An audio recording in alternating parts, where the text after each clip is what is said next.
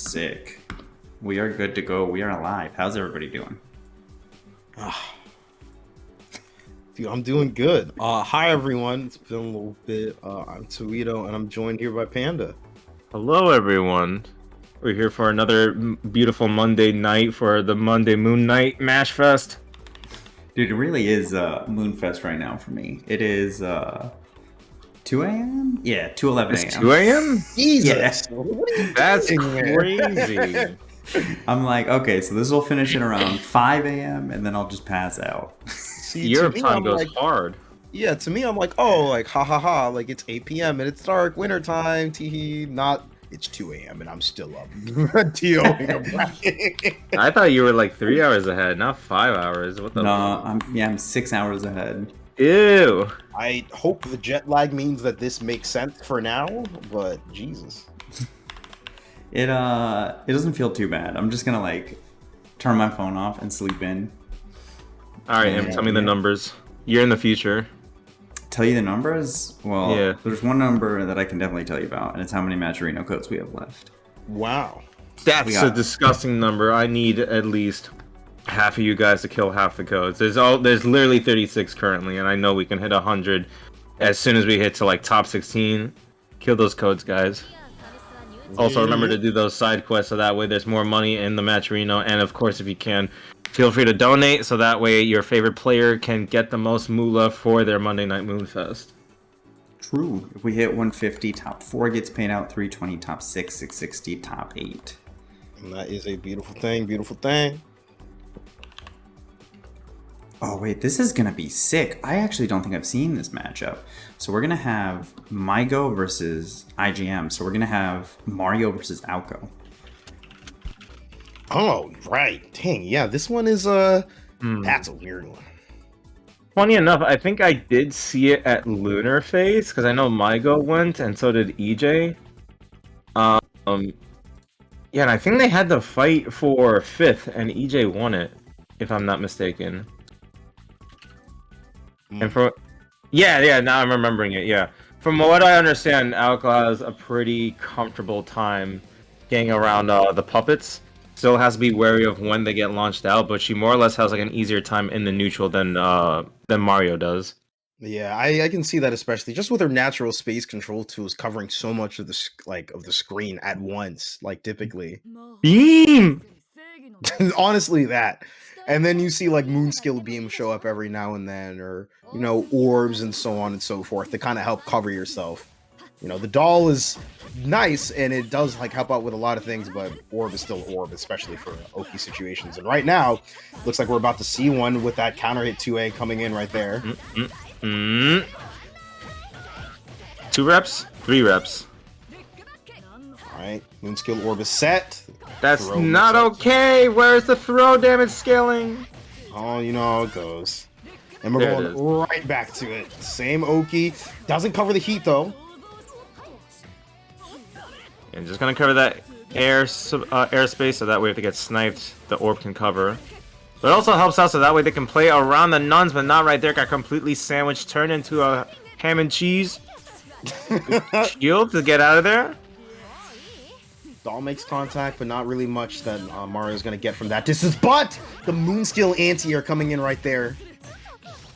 Weaving their way in. Let's see what we can get started. Ooh! Shield comes out, whiffs. Look, you gotta remember, the Super Bowl was yesterday. We saw that trailer for the Mario Bros. It's just Maigo right now showing what the bro can do. Very, very true. Alright, moving forward still. Nice air throw. Goes into the doll. Looks like a bit of a drop on that confirm, but still maintaining offense. Alright, IGM, you got 4 bars. What are you gonna cook for me? Don't make Gordon Ramsay upset. Well, not looking like he's stuck in any idiot sandwich positions, but sniped out of the air once again. And it looks like that Moonskill is going to come in particular use for Maigo. Just trying to catch IGM's attempts at like delaying landing with, you know, Charge JC or even Ord, right? Because that like anti-air is so fast. Blood Heat comes out. That's really dangerous to use that. Yeah. That could have been a free blood. more than likely a throw mix-up to, like, you know, bait out the shield there, but even then, if that timing is off by a hair, that could have gone a lot differently. He makes contact. And just look at that, still manages to delete the orb. Shield B. Oh, into the EX parry, nice. This should be for game, actually. Oh, definitely, 2 bars available. Mm-hmm. Spend the meter. Just doesn't even need it. play the piano on him. Pretty much a symphony of sorts. Of the night? In the night? That's crazy. Dude, so true, actually. What is a gamer? Just a miserable little pile of salt. Okay. I'm sorry. I'm sure I insulted many people. I've heard that quote a lot, but that one still got me. I'm not gonna lie to you. Well, I'm sure I also insulted a few people. I'm sorry, guys. Who would that be insulting? I think you're okay. I'll say that. Let's go. Alright, first blood here for Maigo. Axe makes contact. Came out already. Let's see. Oh wait, I didn't even see the little side switch there. Nice, putting him back in the corner. Looking pretty good so far. No escape. Damn, maximum spider. In a sense. Axe comes out.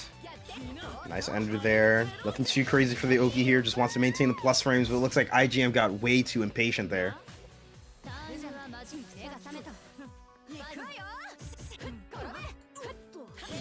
Good rush down. Oh no, the puppet covering the front from Maigo here. Going for the simple combo, just wants to put him back in the corner. Moon skill overhead, but no follow-up there, sadly. But the orbs will at least lead to something. Just kidding. Not necessarily. A couple of scrambles, but IGM's managed to maintain decent presence despite that. Orbs are set. Back to Oki. I agree with that moon skill. Yeah, and already such a distinct change. And that kind of brings echoes of the first round where, you know, we saw IGM manage to kind of like set up that Oki there, right? And already Maigo finally back in that position, like comes out with a response like, actually, no, I'm doing it. Ooh. Oh, the drop. Okay, the free air tech reset. Definitely hitting up. These drops are looking a lot like happy little resets at this point. How IGM's managing to like pick back up immediately afterwards.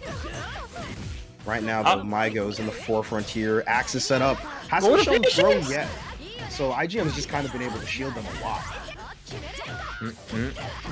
You see, small stuff, however. Goes high. Orb is still set there. Nice patience, not popping the orb on the parry there. Hey, really just gonna hold him? That's crazy. Yeah, might as well keep it out there. Then look how much like it allows IGM to aggress here. However, Maigo finding the blood heat now. Back to neutral here. Oh, don't do it! Don't do it! You have like one more second. Yeah, I think that's one of the crazier things about popping blood heat against like Aoko. Because while she, you know, definitely should still use her beams and such, there's so much risk suddenly attached to it. It's like a kind of a funny thing of like, well, I want to control space and I want to set my orbs, but also if I'm wrong, it's just immediate blood heat into 4K. Well, the negative edge orbs, it's fine, but with the prox orbs, it kind of locked you out. Oh my god! Nice standard 2A OS right there to catch the shield. They didn't even have to pop that orb. It was just like, oh, okay, extra damage, let's go. Yeah.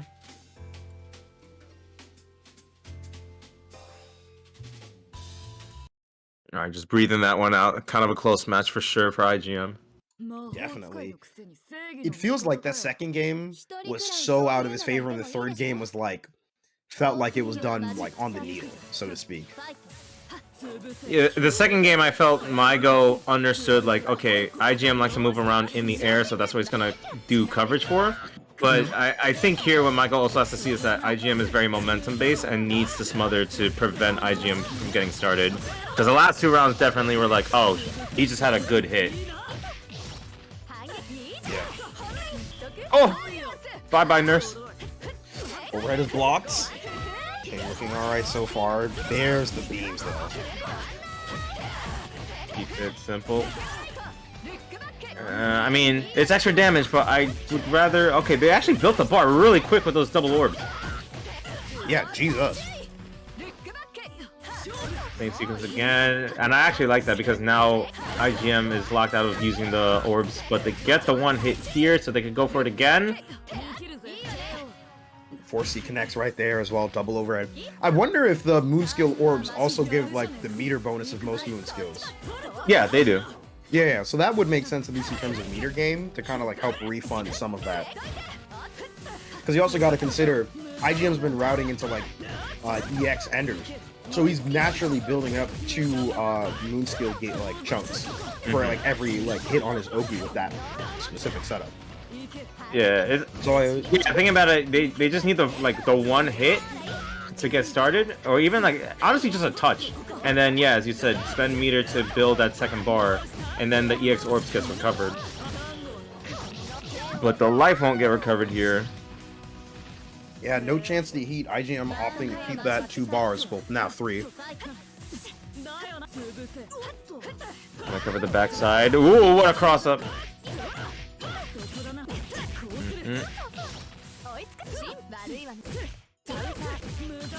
Into the reset, push him back to the corner, maybe? Yeah, looks like they're gonna go all for it. Or okay, swapping sides. Hey. The air throw. Pretty good positioning here. Nice throw. Let's say throw him again. Oh wait, the reset! Damn it! They had like a Dragon Ball extension. Oh my God, that was gonna be probably the end of the set right there with the right confirm. And now things can go haywire. If IGM can find the space to go for a safe hit, he'll be A-okay. Oh, the escape! Oh my goodness, and the EX none saving the day.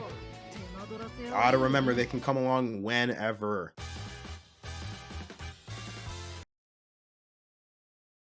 I was expecting like the immediate pop. If you look at the replay here, like you're kind of in a bad deficit. You really needed to go into heat, and I'm sure IGM might have thought like, okay, if I do that, they could shield it and bait me. But here they're in a safe enough position where like they could just have the orbs pop while they heat to keep themselves safe, and as long as Maigo, you know, you could still bait with the orbs there.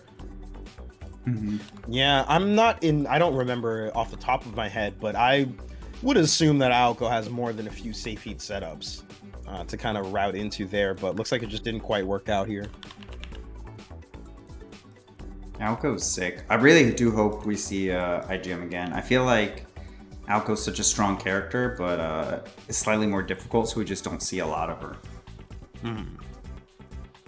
But what do we have coming up? Oh, we have the Maid's Mirror. Kind of. Well, the sister fight. The sister fight. There we go. Sister fight. Yeah. Sister. Dude, I keep thinking of like smart guy and themes. Smart guys like theme song instead of sister. See, I mean, I'm used to that because of Yipes. Whenever Morrigan's on screen. Oh, true. Why can't I add Drac? I can't find Drackmae. Why? Perhaps Discord hates you for a little bit. It might. Sometimes it just does that. I know for a fact he's in here.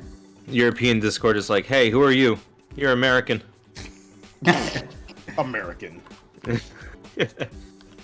What is this IP address? You should be asleep. There we go. I got him. I'm wired now. I had my coffee right before this. If I timed it right, it's gonna wear off right as the bracket ends. It's gonna be perfect. Timing caffeine for brackets is so hard, dude. I'm not gonna lie. When it comes to like locals, I just grab black tea and I'm like, we're just gonna be wired for a while. And yeah, look at that. Look at that 1 bar on Drackmae. That's crazy. The 1 bar. Dude, Ratsilk has 2 bars with here. the EU. Let's go. Get this lagger out of here. Where's he from? We all know the bars are a bunch of liars. But moving on from this, it looks like we're not going to see the maids fight. Instead, we're going to see Wrath opt for the powered CL. All right, I'm putting all my baskets in the Drac. At least he's faithful. Yeah. Oh, you know what's actually really cool about this matchup? The JCOki actually loses to Kohaku opting for 2C.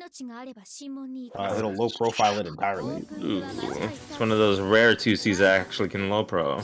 Yeah, there's not too many of them. The last time I labbed this game, because I was really curious about it, because somebody had made a post talking about it. Yeah, I remember Shiki and Akiha have low Pro 2Cs. Yeah. Kohaku's is like low and also so long that she can still like confirm basically. I also want to say Roha, but I feel like Roha's like it's just naturally good, and I think if that was included, oh my, Plant Oki, here it is. Dude, that shit's like Vlov when he does 2-2-C ice.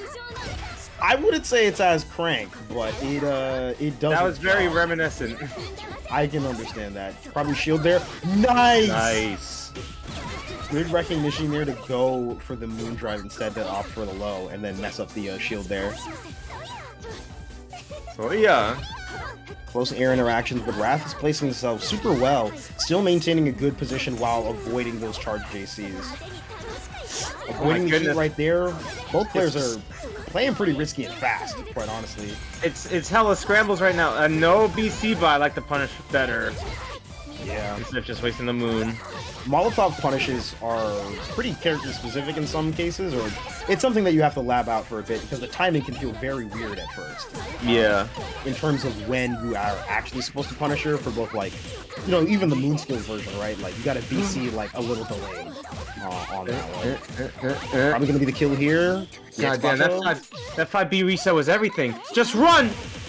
Yeah, not even enough time to heat either. That's the craziest part. But luckily for Wrath, he didn't lose everything because the timer had already hit. Yeah. Otherwise, that timeout heat situation would have been pretty crazy.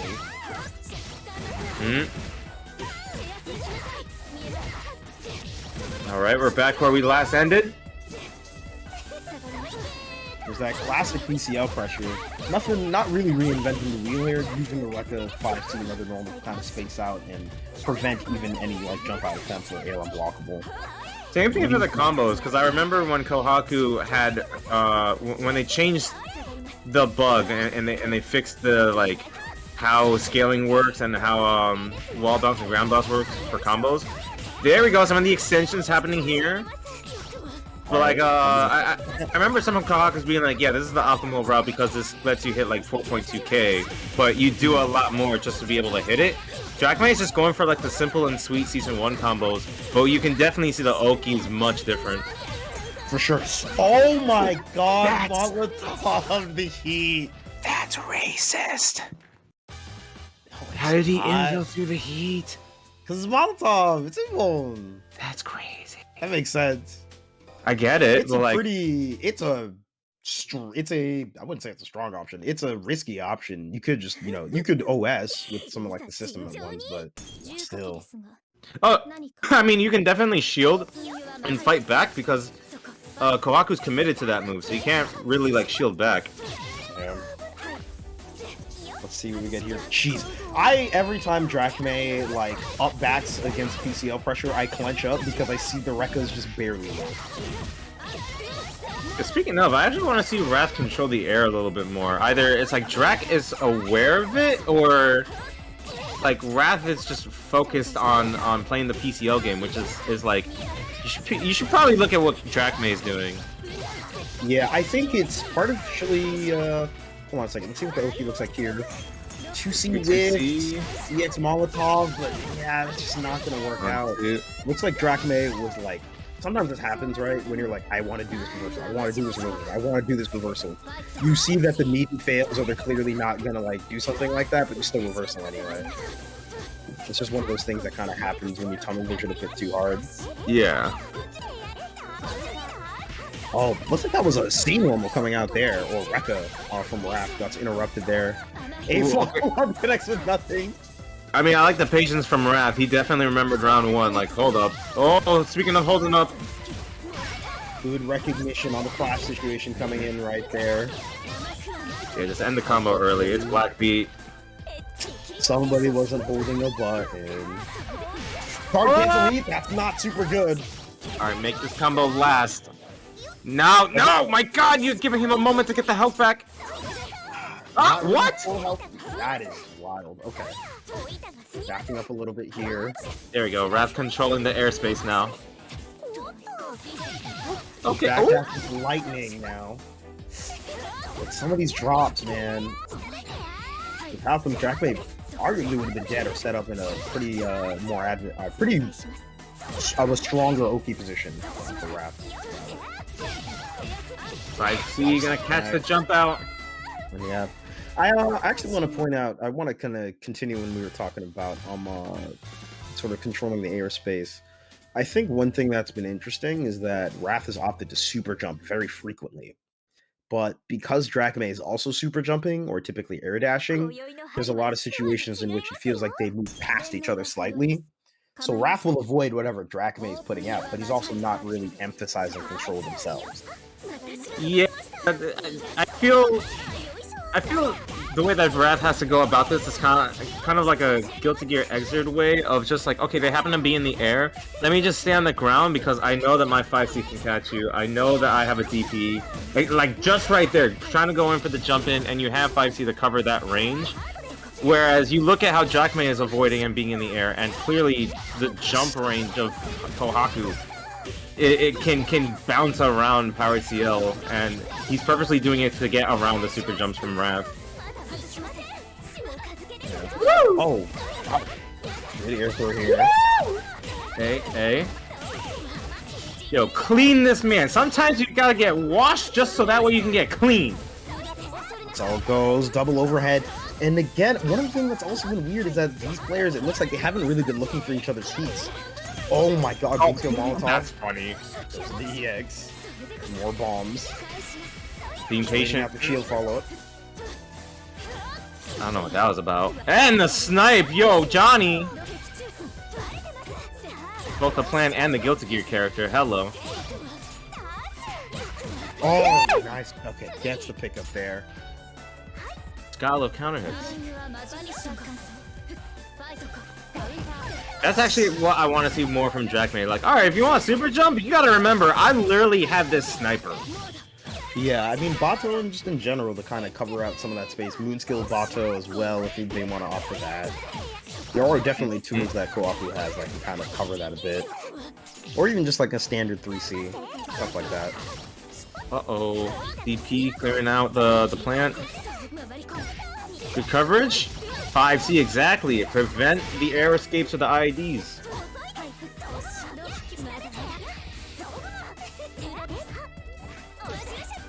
Okay, that's a throw. Not true. Not true on that either. Ooh, there is the Heat OS.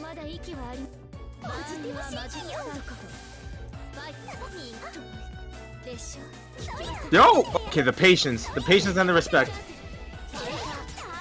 And comes through, counter Moondrive comes out, but still, it's not going to leave you super neutral there.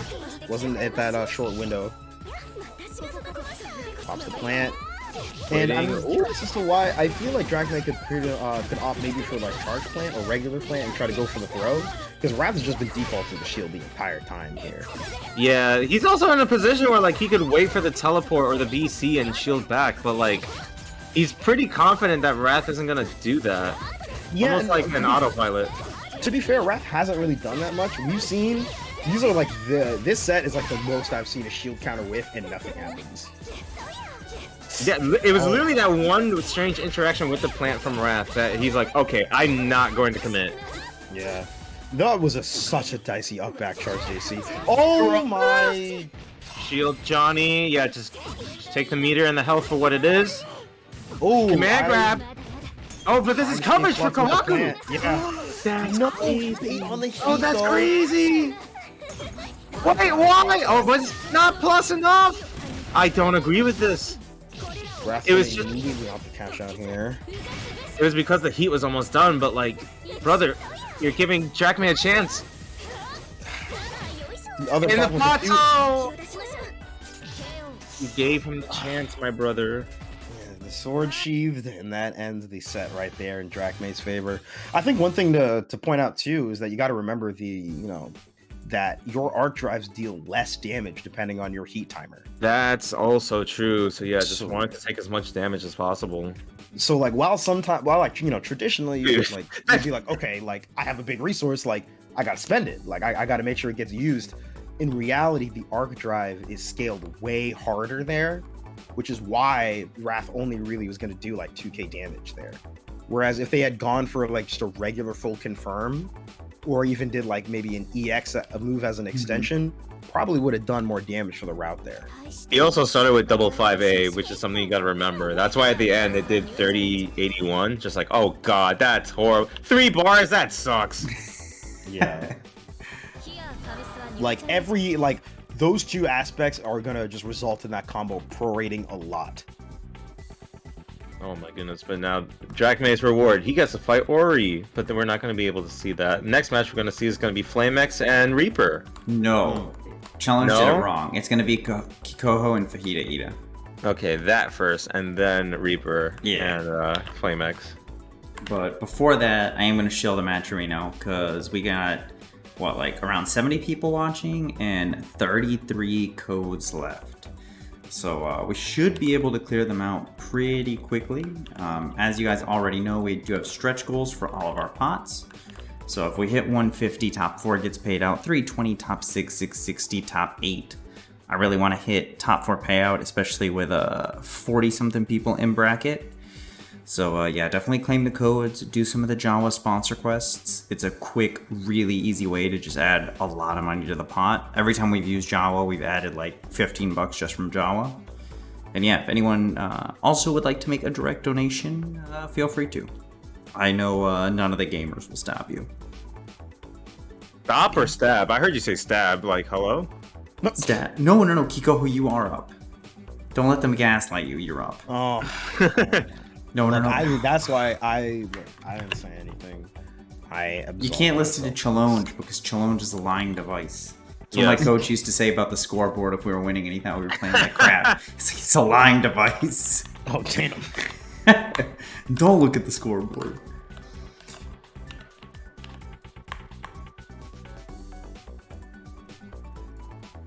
Alright, let me get him. Yeah, you can't change it easily too. It's like my biggest pet peeve with Challenge. Where it just decides these people are going to play next. Alright, Kikoho back in here. We'll get Fajita Ida. We haven't seen Fajita Ida. Damn, it's like a tongue twister. We haven't seen him in a while. Fajita Ida. The more loose you say it, the easier it is. Oh, that's true. I don't know. See, it messes me up too. Because I keep getting used to Fajita. Oh, you know, I get it actually. Old Pokemon stuff from this is they're really too That's old. Anyway, sorry. I just it's okay. Back in the day, watching Shofu on YouTube, like we're past the age of 27. I understand. Dude, I'm younger. I'm like 23. God damn it! Why am I old? I don't even want to hear old out of your mouth. Dude, I mean, compared to you, but compared to Towito, we're both old. I think our average age is roughly the same, right? Wait, are you 2 years above 30? Me? Yeah, let's go with 2 years above 30. Let's do that. Damn. You're never, ever guess how old someone is if they feel bad about it, because you're always going to be shorter than you think. And it's always going to be like, actually, I'm 40. Oh, man. It's a combo. Well, we got our players in here. We got Mario versus Red Arcueid. Yeah. So we just saw some Mario earlier, but how do you think that, this matchup might kind of play out at a glance? Kikoho, I feel, is kind of comfortable in this matchup. It's more so like him. He can really get the momentum very easily because of how Arcueid is with her speed and like controlling the space with donuts in the air. And it's gonna be more so like Mario finding the moment to like get the hit, which we do see here actually. Because even with like the nuns being a very good parry and the airwebs catching Red Arcueid from very high up on the screen, Red Arc is just able to maneuver so easily, like as if it's normal Arc. Yeah, she still doesn't have a lot of those movements like that. Yeah, and unlike Arcueid, you got to remember she's got teleports as well as like 7 BC, stuff like that, that really got her to like change direction quickly. Very strong zoning. I mean, she can technically deal with the nuns with fireballs or even the wall that she's able to create.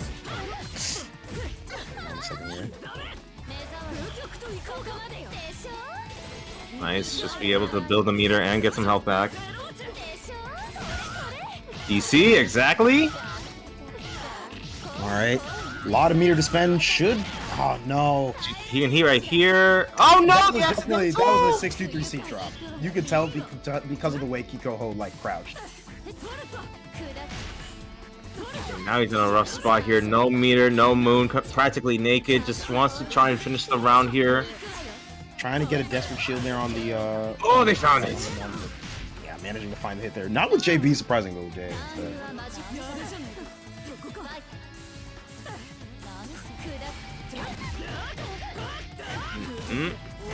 Alright, manages to get themselves in there with that.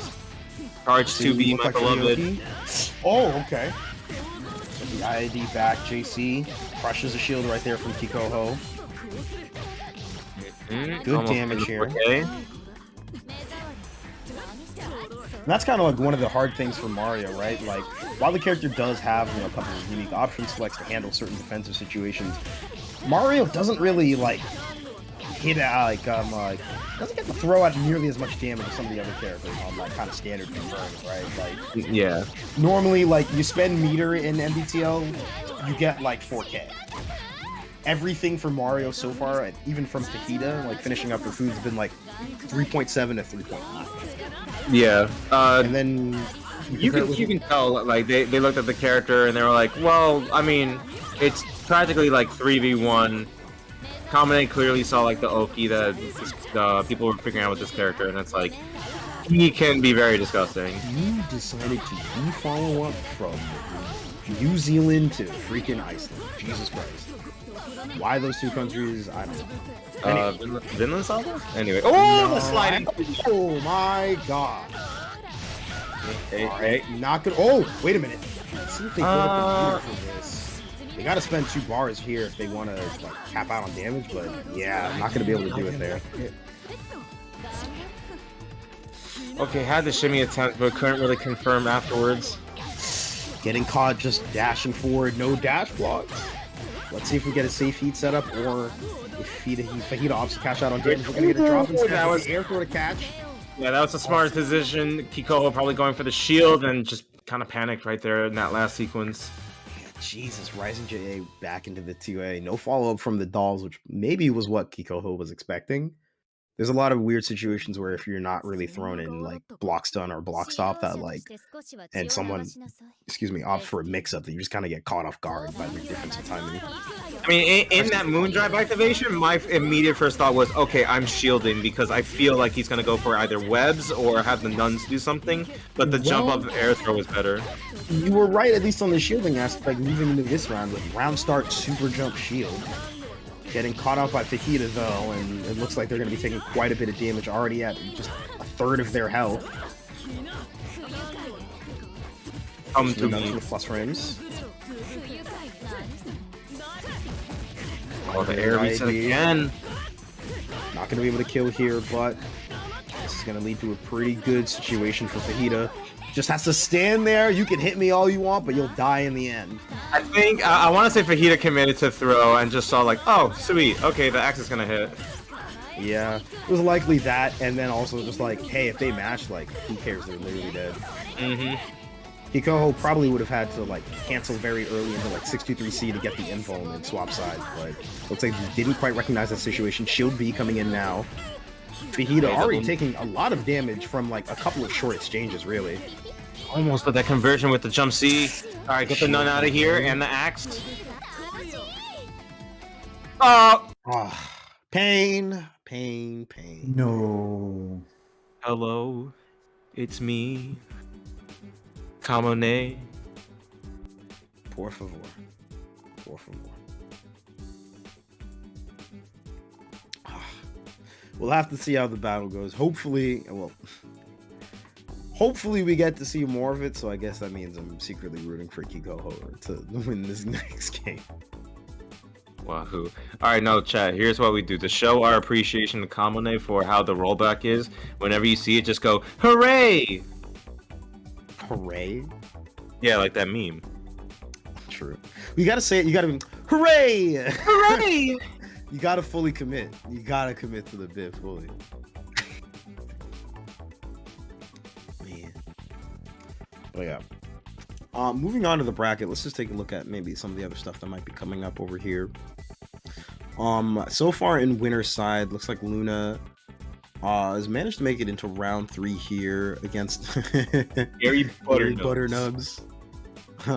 Fourth seed and 28th seed, mind you. So yeah, someone's winning that match.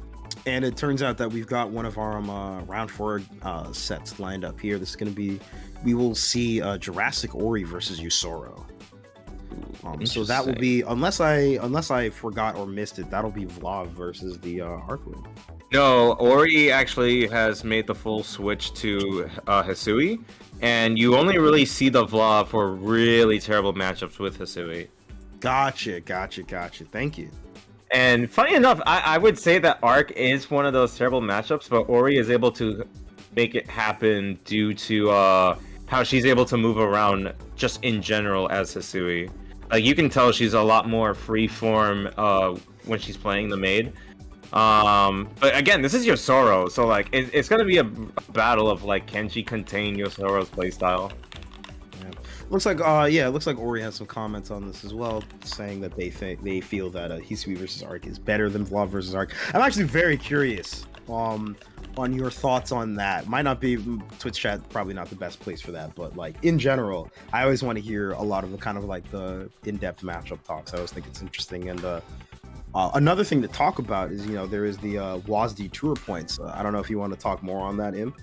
Sure. So we changed Mashfest this year. We're running 2 seasons a year instead. So each tour season, I think, is 12 or 13 normal tournaments. Then we have an LCQ, and then we have like a finals event. Finals event pot starts seeded with like our top 8 payout goal. So it starts seeded at 660. And we just invite like the LCQ winner and then the top 15 people on the tour site.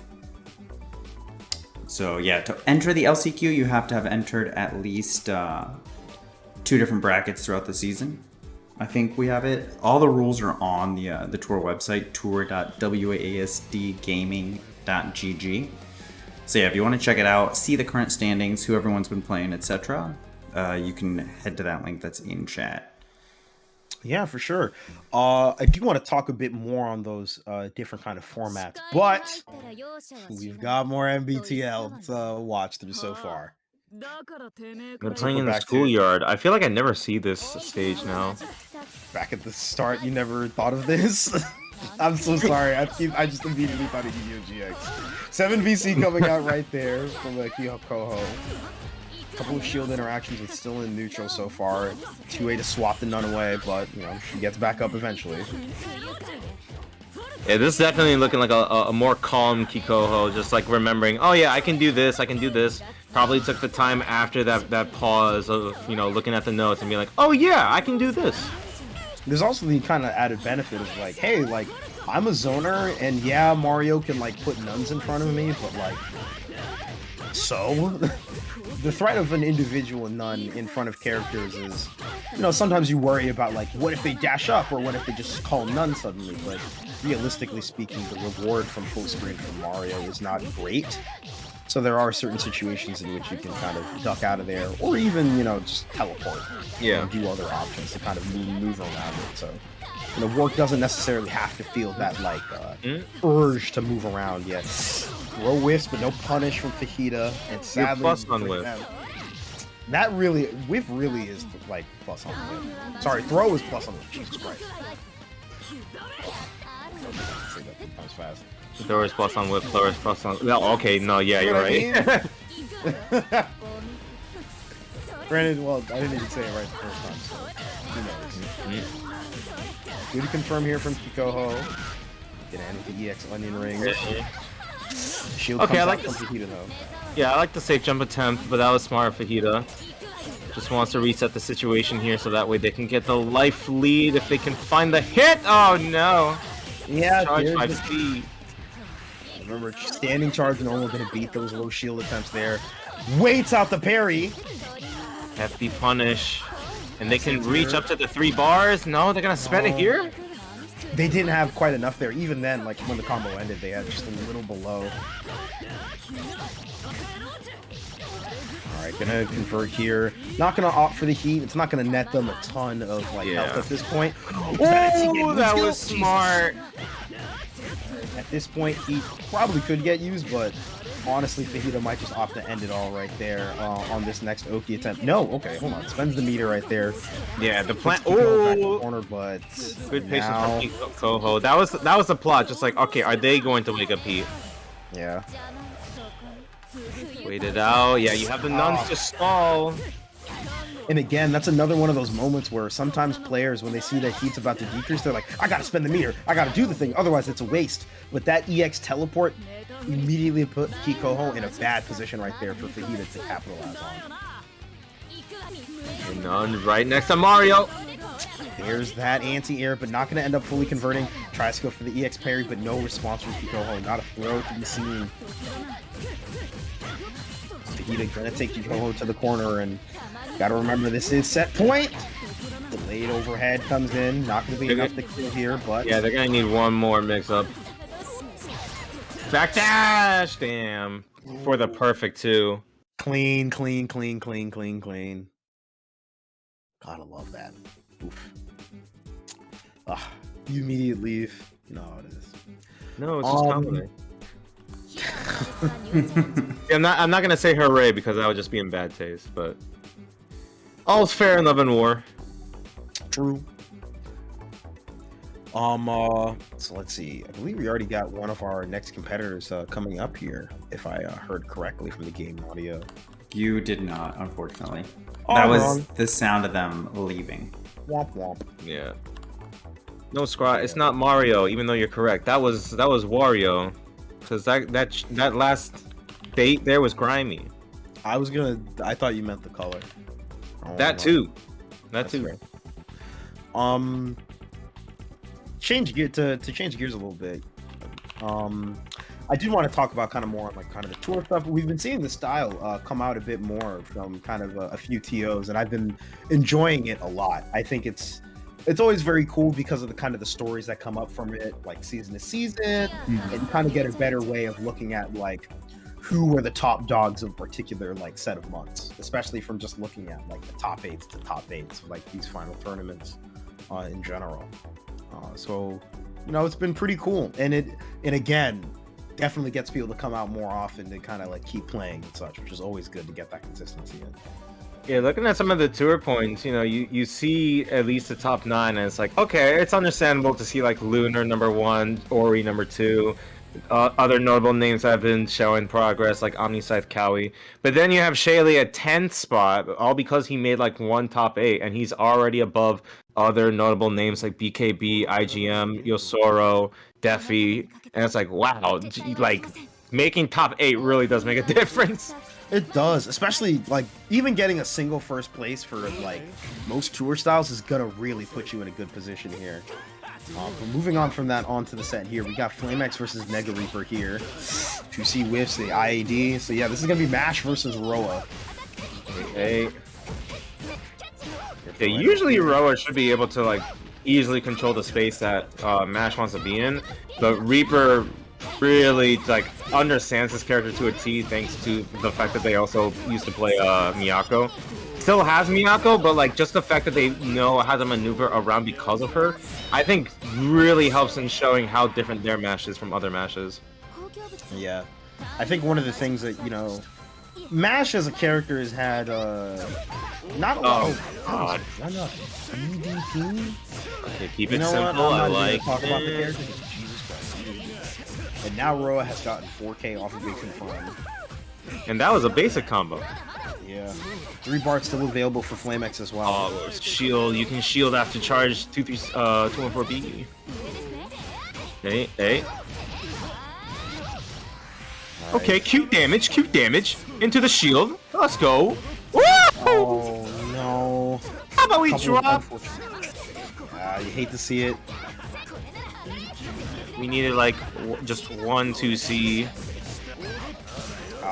There it That is. awkward moment when you're stuck crouch shielding and your opponent's just staring at you. Oh wow! EX Recovered cancel immediately. EX cancel, react to the shield, and then you just throw them? But like he recovered me immediately from air shield, and you gotta remember, the lower your moon is, the more recovery you have from whiffing shield. How did you look? Pay attention to the screen. What is happening? These are these. Lumina is the game where scrambles can and will happen, and you just have to react and deal with them. But Jesus Christ, even some of these is... Wow. Oh, what a confirm. Okay, yeah, that's understandable and fine. Good block right there. Practically plus in these situations here. Shield charge is blocked. Probably one of Mash's kind of like defining things when like people talk about it is just like, yeah, you know, the character's alright, but then that shield bash, dude. Ooh, what a conversion. Woo! The XDP Ender. Let's see what the Oki we've got here. It goes low. Hey. Yeah, I remember seeing this. I remember seeing this from high during Frosties. Yep. Yeah, I just wanted to ensure the kill and make sure that scaling wasn't going to ruin anything there.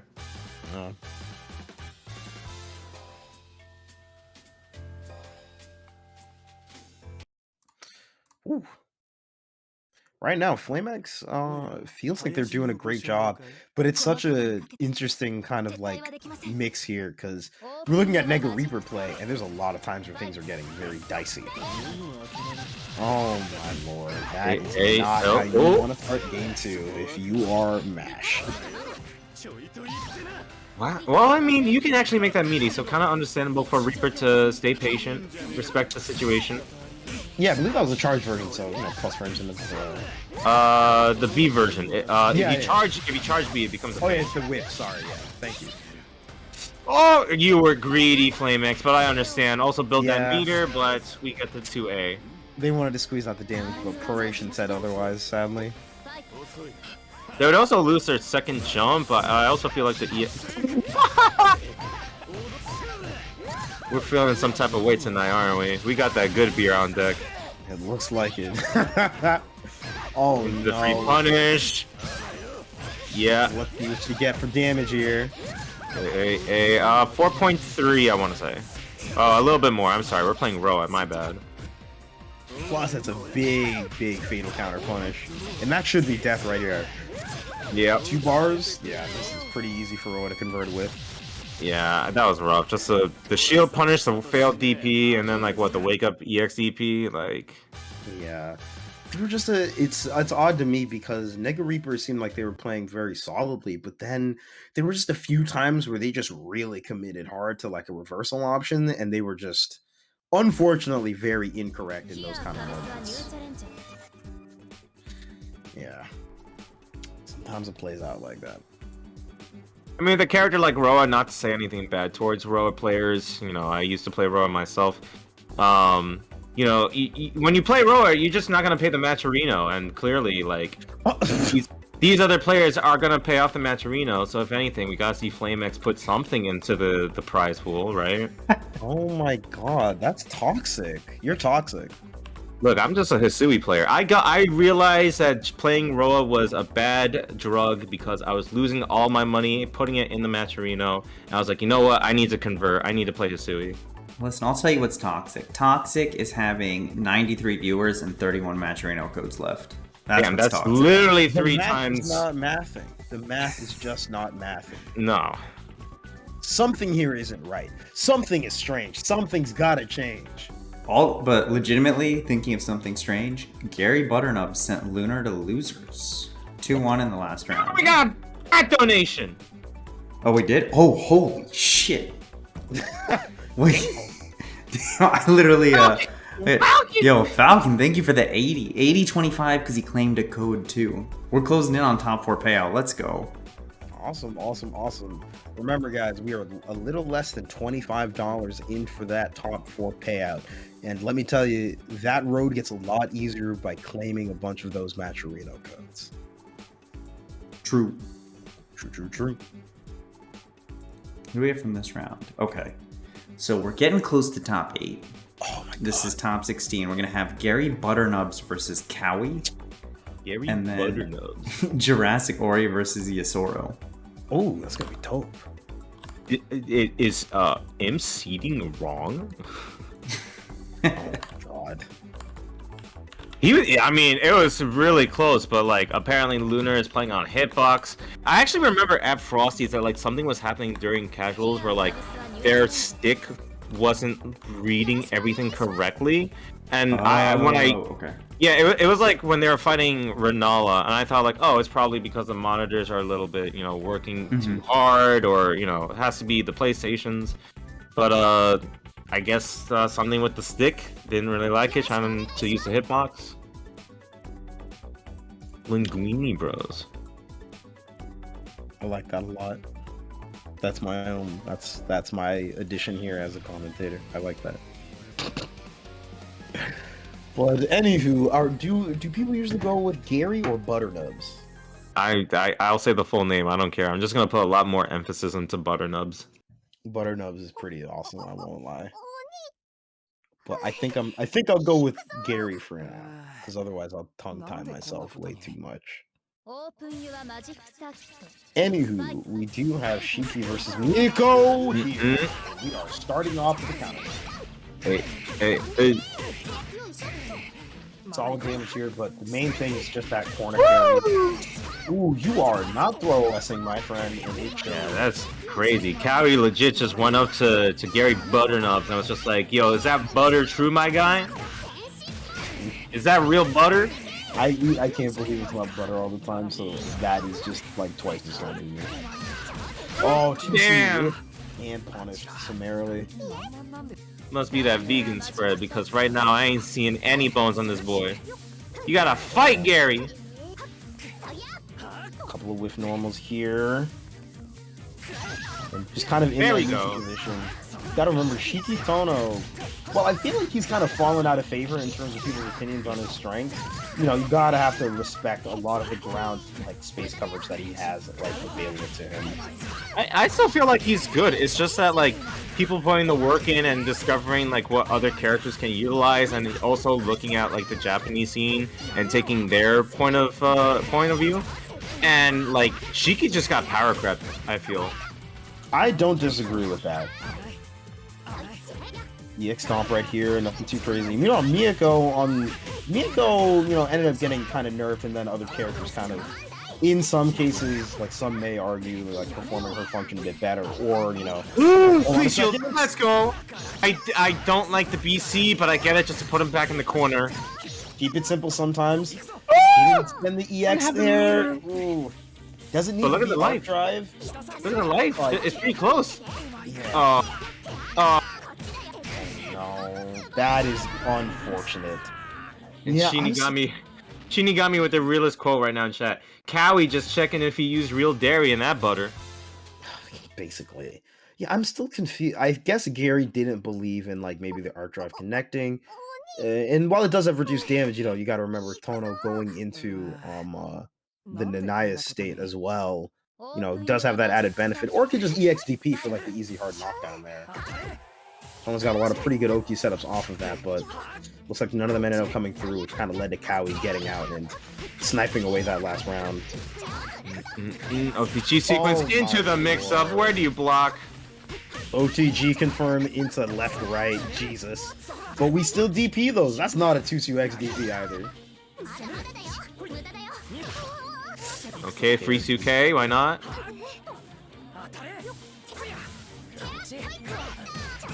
Gets in with the JB right now. Dash punch for that distant coverage. To the throw. Raw throw. They can... No, they won't kill. It's that meter. Combo throw prorated a little too much. There's that Heat OS right there. Alright, we are at set point here for Cowey. Not going to be able to air unblockable off of the jailed string right there, but the Tetsuzanku will get them somewhere. Try to go to left, right. Yeah, Gary just opting the mash right there. It looks like that sequence is pretty minus. Alright, get the throw. This is definitely how you get started here. It's funny how you see the fatal throw damage versus the combo that Cowey went for that did 400 less. Just like, well, that's not really a benefit now, is it? Yeah. Being wrong on like your throw check or being counter hit for it is more dangerous than getting just raw thrown, like kind of in general. Even despite like combo throw damage, which is a pretty interesting quirk to think about. Full resources for Cowey. Whether it's dairy or vegan, that is a lot of butter to play with right now. Ooh, my goodness. And Gary with the knife, so that way he can cut up this piece of steak right here. How do you like it? Medium rare? Raw? Who knows? Okay, JB connects. DP Wisp, but no punish. In fact, Cowey's the one that gets hit after that interaction. Alright, gonna be pretty standard Tono things here, just going for the air throw. Trying to bait the dragon kicks. I kind of understand that. Oh, brother! Ooh, super jump shield when your opponent is in blood heat. That is cute. Boom! Oh my god, that's a lot of damage. For your trouble as well. Double overhead there. Not quite enough meter in order to get the kill here, but this next sequence is dangerous. Another eat there, but looks like it was a charge version. Yeah, and believe that's another sequence of like the player not really paying attention to their opponent, just sort of saw like where their body was and believed like, okay, I'm gonna get out of the corner and try and get the meaty 2B while not really looking at like where Cowey would could tech out or would tech out. Like right after the heat here, it's like, okay, you want to get out, good. Super jump, didn't really pay attention. Gotta always remember that they have a second jump if they can, a third jump or a second air dash if they're in Moondrive, and just believed like, okay, I'm gonna catch the landing frames. Like, nope, this is Melty Blood. How many landing frames are there again? I always forget. Melty in particular. I have no idea. How many what frames? Landing frames, like landing recovery. I know they increased it if you shield, but I'm not sure in general. I can't remember the exact number. Yeah, the Whiff Shield has like high landing recovery frames, so you can look for that like on landing. It's part of what makes a lot of those super jump shields like super dangerous. Those situations could like very well lead to you dying, especially if you're just straight up wrong, right? And your opponent like jumps up with an air throw. You know, the classic fighting game thing. If you're wrong, it's bad. But you know, if you get hit with like an air throw, then you're dealing with fatal counter like damage. If your opponent just kind of backs off, then not really much happens, you know, so on and so forth. Ice, why are you starting beef? I don't understand. I did nothing to you. I didn't join this bracket. I'm commentating this bracket. It'd be impossible. Be hard. Hisui player? Damn, you gotta hold that. Aren't you a Kouma player? Wait, Ori with the Vlov? Ori with the... I love her name, Leffen. Wait, what is this? It's just Leffen? Oh, okay. Osama bin Leffen. Someone's gotta take the mantle. Look, until I see the first two words, the mantle has not yet been usurped. No, okay, at this point, Redblade needs a new name. And I'm gonna say this because I gave it to a friend, so Redblade, if you're hearing this, you cannot take this name. I will go after you. I told my friend, you should name yourself Henry VIII. And he's like, that's genius. Henry VIII? Henry the Ape. Oh, okay. I was... This is gonna occupy my brain too much. I have to focus on the set before me. Otherwise I'll get too distracted. So we're managing to... Oh my goodness. A couple of scrambles, but honestly just turning into happy little resets here. Yeah, this is what I was kind of talking about. Like, you know, Ori was able to beat Redblade or Osama bin Leffen when they last joined and, you know, was able to take out their arc. But this is Yosoro arc, like... Panda, why was that 4.8k? Because Hisui, she needs it. She's the Milia of the game. Why did she... She's the Milia of the game. What do you mean by that? I think she's the Milia of the game. She just doesn't have pin, but like because she doesn't have it, she has really good neutral. Or very serviceable neutral, I'll say. I see. Interesting. I say Milia because like her mix-up game is crazy. You don't see it a lot because shield is always an option, but she has some ridiculous mix. Yeah, a lot of times. Ooh, nice catch. Nice job from you, Sora, just waiting for the landing there. Yeah, that's kind of one of the things about, mix-ups in this game in general. Like, a lot of it is how can you punish people, how hard can you punish people for playing to the system? Whether that's I have a command grab, my throw game is very strong, or I have, like, good high-lows to, like, punish, like, certain shield guesses, right? Mm-hmm. All of these things can, like, add up. But Hisui, kind of at the end of the day, like, aside from some sequences, he's relegated to, he's kind of like classic strike throw. Meanwhile, Arcueid, while still mostly doing strike throw, it's great. It's kind of like the TLDR on that. Mad plus frames, high damage, a very, very ambiguous, like, air dash, neutral jump left, right. So, stuff like that allows her to punish incorrect usage of, like, some defensive mechanics and so on. Oh, I like the puddle. I like that. Using the 4B just to stay safe. Under here. Gonna go for the delay overhead. Good throw tech from Yusoro. Off for the Rekka. Doesn't finish up with it. Wait. Oh no, where was the 6C? Oh no. Rekka blows through the projectile attempts there from Ori. Let's see what the Oki is. Opts for the heat. Real dangerous. Probably not going to end up getting like an EX move out of it, but honestly, the health gain is all that Ori's looking for here. I kind of didn't like that from Yusoro. They were building enough bar to try and threaten with their level 3. Honestly, at this point, I would have... Oh, no, the throw. I would have maybe looked for just, like, quick knockdown into heat and then just back off if they really wanted to. Well, that's the threat of Arcueid, right? Like, Ori really likes to throw out the moon skill items because naturally you're gonna want to shield it, but she uses that as a way to either go in and punish you or like go in to bait you going for like BC or B teleport to shield that way. And just having level 3 as Arc, if you see item toss, that's your cue to do Melty Blood. That's just a full screen immediate punish, like on reaction. Exactly. That is a very good point that you're making there. I do agree with that fully. DP comes out, connects with absolutely nothing. Ori's just sitting there blocking. I've gotten a lot of more damage actually, but just gonna keep it simple. Oh no. No. Okay. There we go. That's the dust extension that I wanted to see from that last DP punish. Yeah. And that'll help Ori seal away the first game of the set.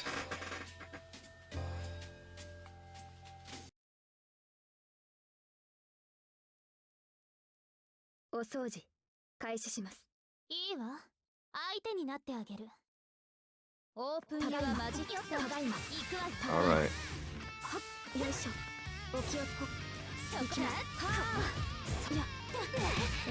Oh, great, we're punished.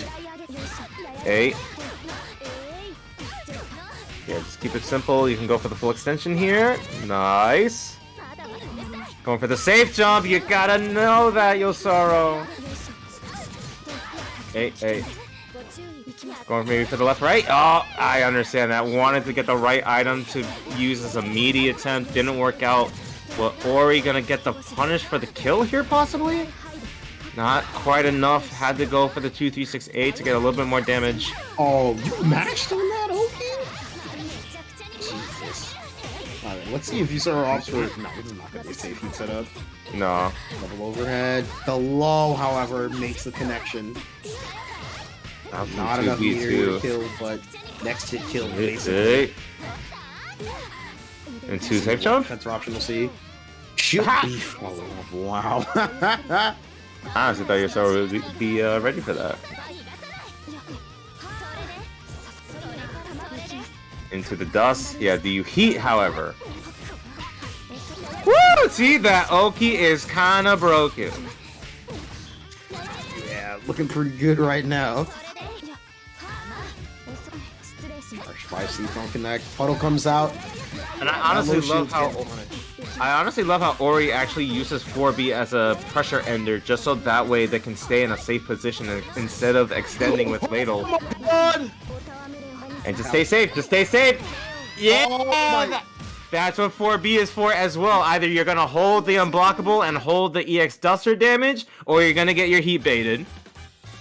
Oh my lord, that was so cool. I'm sorry, I got caught up by the TKJ2C. That one was crazy. Jesus Christ. That's the secret scroll tech. You look. You That's have the the perfect. box. You have the perfect spacing. Ooh! Right, perfect spacing. Go for the delay cancel in the EX Duster, and then just put them in the checkmate. Yeah, that was cool. That was really cool. I don't see anything wrong with this character. I see people's opinions. They're like, yeah, she's A+, she's A. I am not even gonna entertain the A character is A S tier list. No, I can't. I'm sorry. I can't do this anymore. We gotta find something better to do. Gotta change. We've gotta change. We gotta do better. We gotta use the number system like in school right now. Who's getting the 4 points? Damn.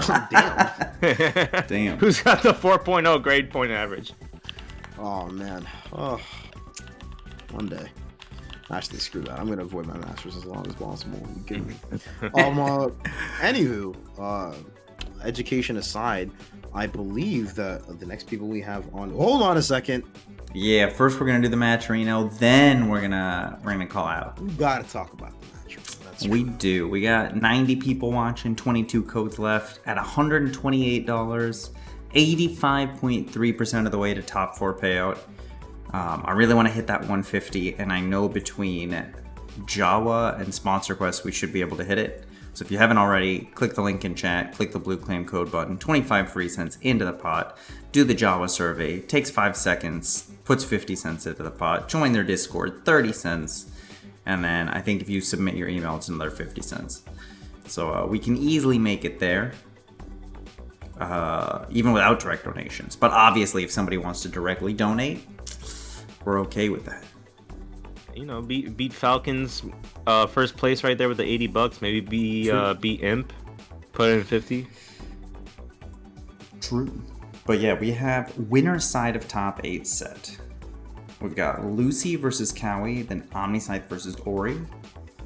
And losers is filling out now. We actually have some 6 sets in losers that unfortunately we're not going to see. We've got Flamex versus Lunar, Yasoro versus Maigo, Garybutternubs versus Reaper, and then Fajita Ida versus somebody. That one's a little bit behind, but it'll catch up by the time we're down there. I have the utmost confidence.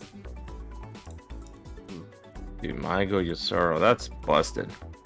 It is. But yeah, let me get everything set up, and then we'll get Lucy versus Cowey in here. Okay. Which character do you think Lucy will end up playing? It's a great question. That's just a question for the audience. I'm just so curious. I feel like she's having too much fun with Kouma currently. Could we put a poll in the chat? Could we put a poll in the chat for like Kouma, Roa? I don't know what other 2 characters they could two characters you could put, but I'd find that really funny as a poll if that's possible for the stream. Roa, Kouma, I remember Shiki and Vlov.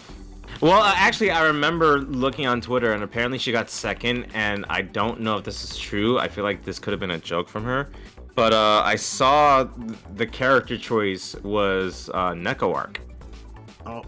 Well, I already made it without Neko. So the poll is in the chat, though. All right, I mean, awesome. if the Neko happens, I want to see it. I have 15,000. We don't call them channel points here. It looks like they're called impods. So I'm gonna put it towards Kouma like really fast. Oh, I don't bet channel points on these, but Yeah, you just pretend vote. that I bet 10,000. Oh, she gave up? Man, don't give up. Can't give up there. Can't give up. Can't do it. You can't do it. Ugh. Anywho, looks like I was wrong. It's Roa. Wow. I mean, there's still time. Ooh, no, Chow is right. It's Kouma. Oh, I was right. Amazing. Yeah. Sensational. Goodness. Kishima Kouma. Man, oh man. Playing this game in the early days, looking at Kouma, and look at him now. Look at him now. Why would I ever go back to M back? This character is so silly, but man. Skeleton, who's that? Oh, dude. Shout out to Skeleton. CC Kouma is different, but man. Anywho. Oh And no! yeah, that link is relatively small right there, and it might have just straight up prorated a little too much for that full extension. You can opt to do 2 hits of the rec like into 214C. It's not optional, of course, but it's a lot more stable. Opting for the IAD roots. Brother, I'm getting hit. I feel these punches. Here. Empty double jump, but EXDP still manages to connect from Cowey here. Stand shield delay, B follow up. Unfortunately, they started with 5A, so it's not gonna be too much. I don't like the heat. A safe heat is a heat that is safe, and my friend, that was looking real risky there suddenly. Oh no, I like the attempt. Oh, going for the optimal like IAD routes. Those are sick. Lots of damage as well. 4.5 is nothing to scoff at. Charge 236B doesn't connect, but that's fine. Command grab time. Remember, this character does do a little bit of grappling in his spare time. 2A moon drive. I just wanted the confirmation. Why did backdash beat? Huh? Jesus. Yeah, maybe, connects. Charge 2-2C, but excellent shield right there. Goes for the follow-up to break the armor. This is a lot of damage, actually. At least from Miyako. For a shield punish, I'd say that's pretty good, especially in the air like that. That's a weird spot to confirm. Going for that setup once again on the 2CC into the overhead. Oh, I like that. Yeah, just don't get hit by the 2B. Don't get hit by the high 5. Just to get out of there. The high 5! Backdash caught by the 2B. Lucy was like, you just gonna leave me hanging, bro? Yeah. Gotta remember, that 2B from Kouma does have a lot of really good usages there. Pretty much the only time in which you want to...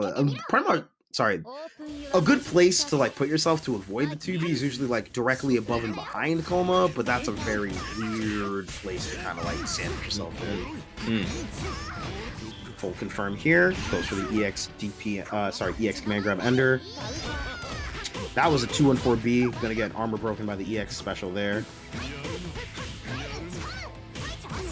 Hey. Overhead. Cowey's gonna build a pretty decent amount of bar from this confirm. However, gotta remember it is Kouma Chishima. That means you gotta deal with a lot of reversal options. 2BC coming in right now. Yeah. And with Miyako as the opponent, this is like death by 1,000 cuts, and you're the fucking butcher knife. Pretty much. People's elbow in the Tetsuzanko sets back up to neutral. Shoulder into this jump C. Stop whiff as well. Yeah, damn, what a way to end that round too. Just like, get this shit out of here. Yeah.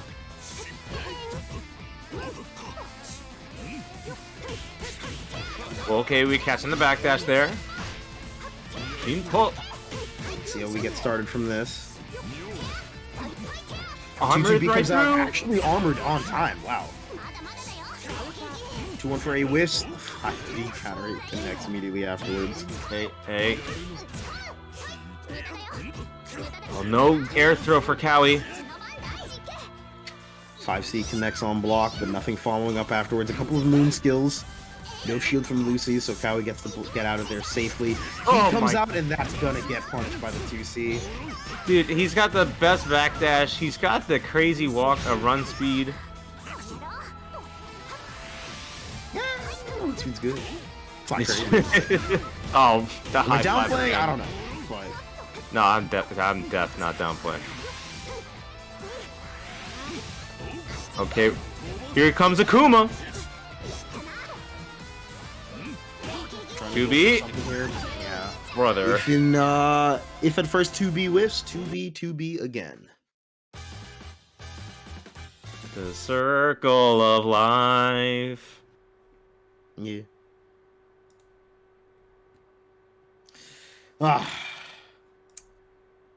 But yeah, just opting to get the meter right there. I'm surprised that Lucy didn't opt for the. Actually, no, that wasn't gonna deal enough damage. I was thinking about the T2A charge 5C unblockable setup, but that's like only 1,000 damage. It's not gonna be enough to kill Miyako at that health.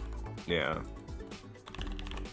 That replay showed like Lucy punched Cowey's stand.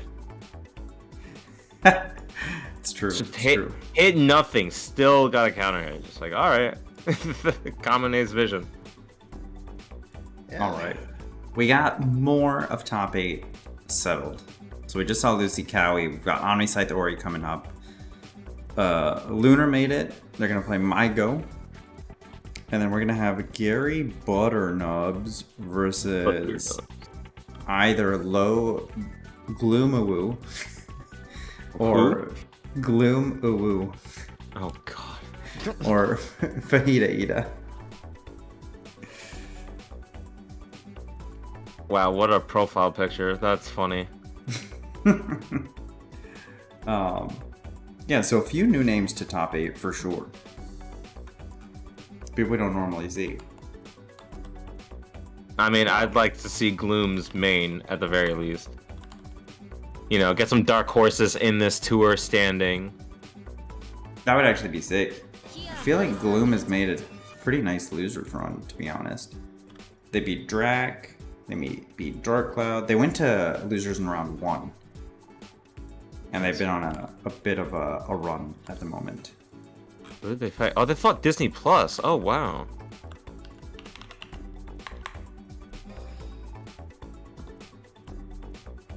Let's see what we got here. Yeah. The return of Leffen and Melty versus OmniSScythe. But yeah, this will be the... Oh, man. I get tripped up by the hairstyles on these characters all the time. Jesus.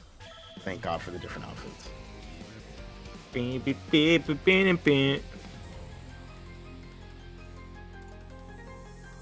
Count of Leffen.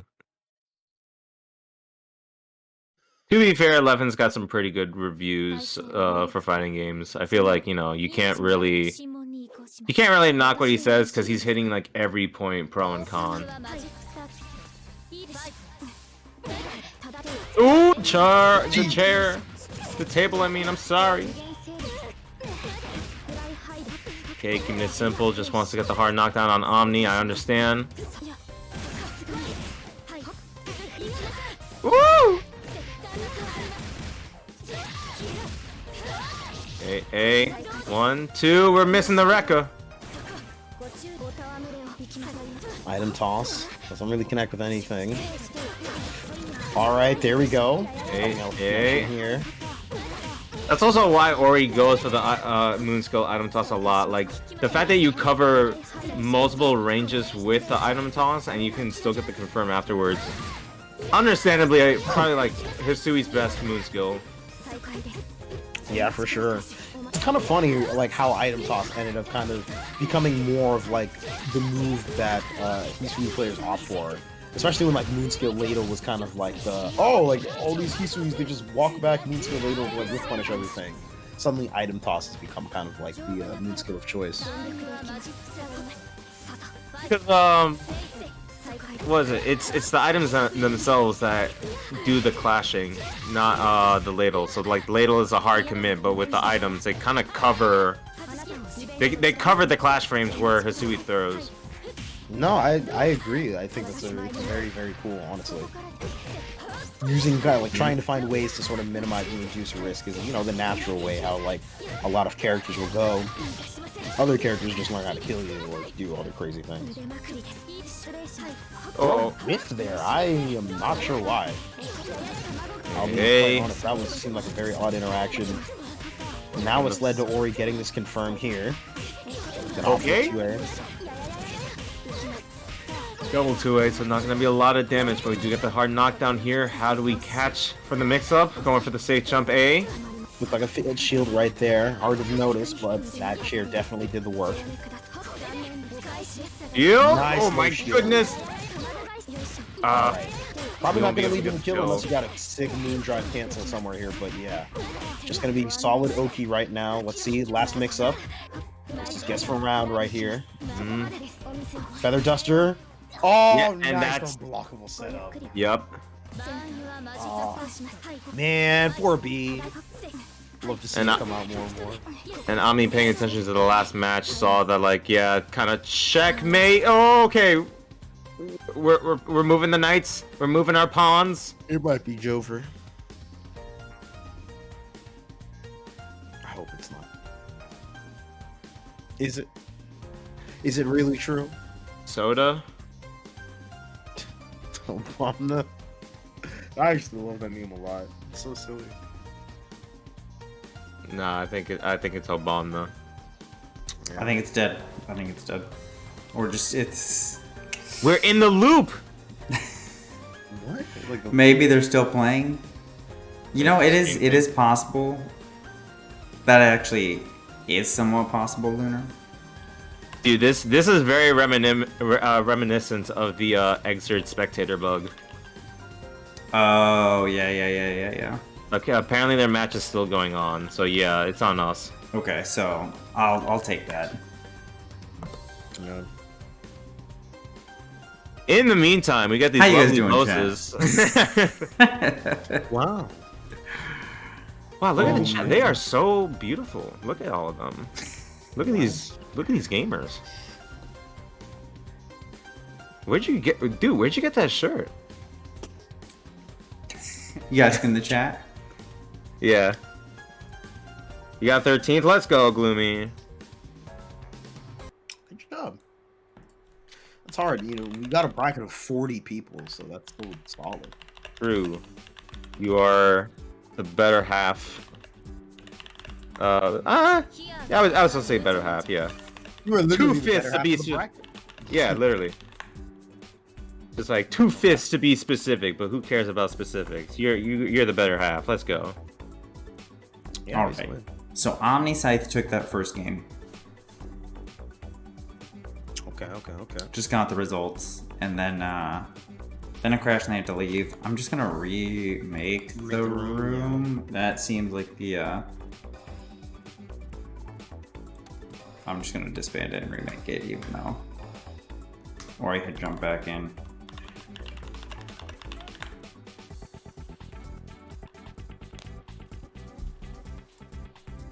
Yeah, we're just gonna remake the room. See, I prefer this so much to them having to like replay and everything. Like, I'd rather miss one round than like have to restart everything.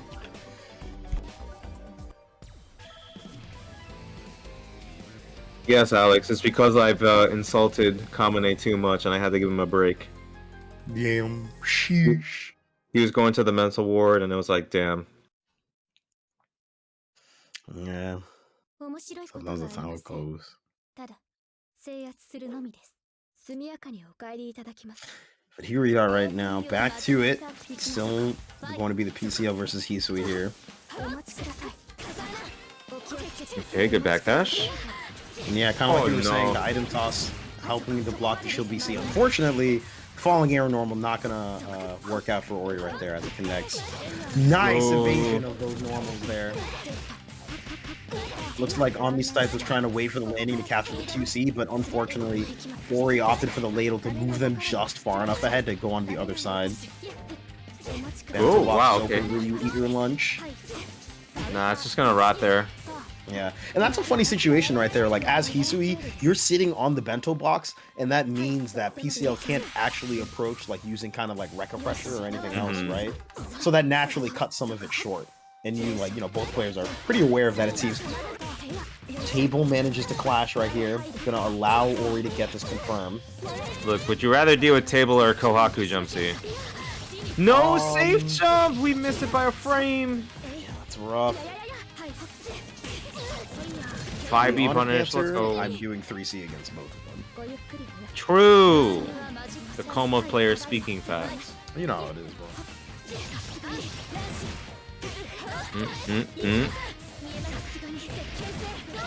1, 2. Going for the DP just for the raw damage.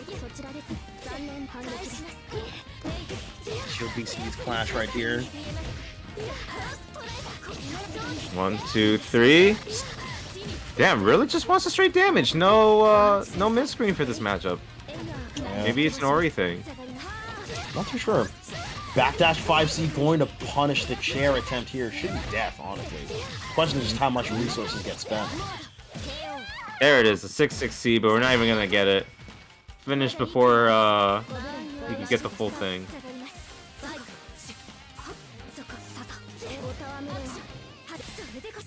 Yeah, like that. Drive here. Couple of item tosses from Ori. Right now, just trying to space on OmniSScythe, but unfortunately, those C-normal still managed to get PCL in there. Anti-air 3C connects, but not a full combo. Makes up with the pan, however. I love the sound. It's so funny. Bento boxes out. Messing up again. I feel like she wanted to try and bait by doing air dash nothing, but was stuck in the air dash animation. Yeah. Oh, getting spooked. Empty low. Now let's see. There's a good chance OmniSScythe actually builds it's up level 3. I'm gonna say yes. This damage, this level 3 goes crazy. I don't think it's good. I lied. You were saying. I'm a lying liar than lied. What do you want from me? What do you want from me? I've seen this character way too much that I could arguably make them into a secondary. That's true. But yeah, I forgot PCL's ability to use moon skills really lets her cash out and get that last bit of damage, last bit of meter rather, to increase damage by quite a bit. PCL looks like a truck. It's actually wild. Super, yeah.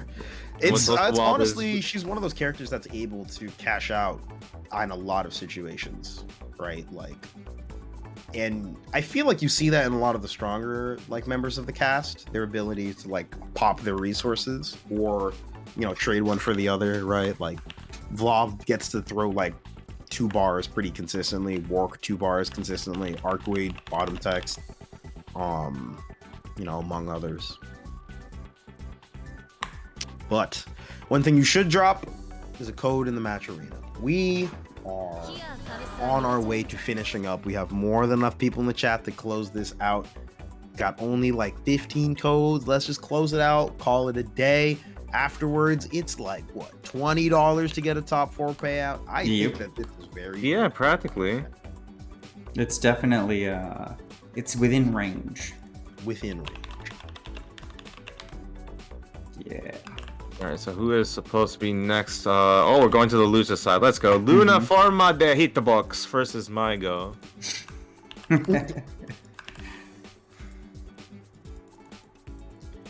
I'm stoked about this. I think this will be an interesting one.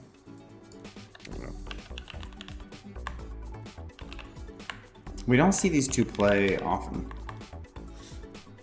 Definitely no, Maigo. I'm not sure of like Maigo's living situation, but I know that like they're on the grind. So we kind of don't see Maigo period for online tournaments. Usually goes to offlines like Flaws Live, Lunar Phase. Like perhaps crossover arc, which will take place in March. He is signed up to that, actually. He is. Imp, I don't know if you want to give the usual. I'll give the spiel. I'm very stoked for it. Here's my quick spiel. Sign up for Exerd. That is a side bracket. For those of you who don't know, we're hosting a 3-day event in March in New York City.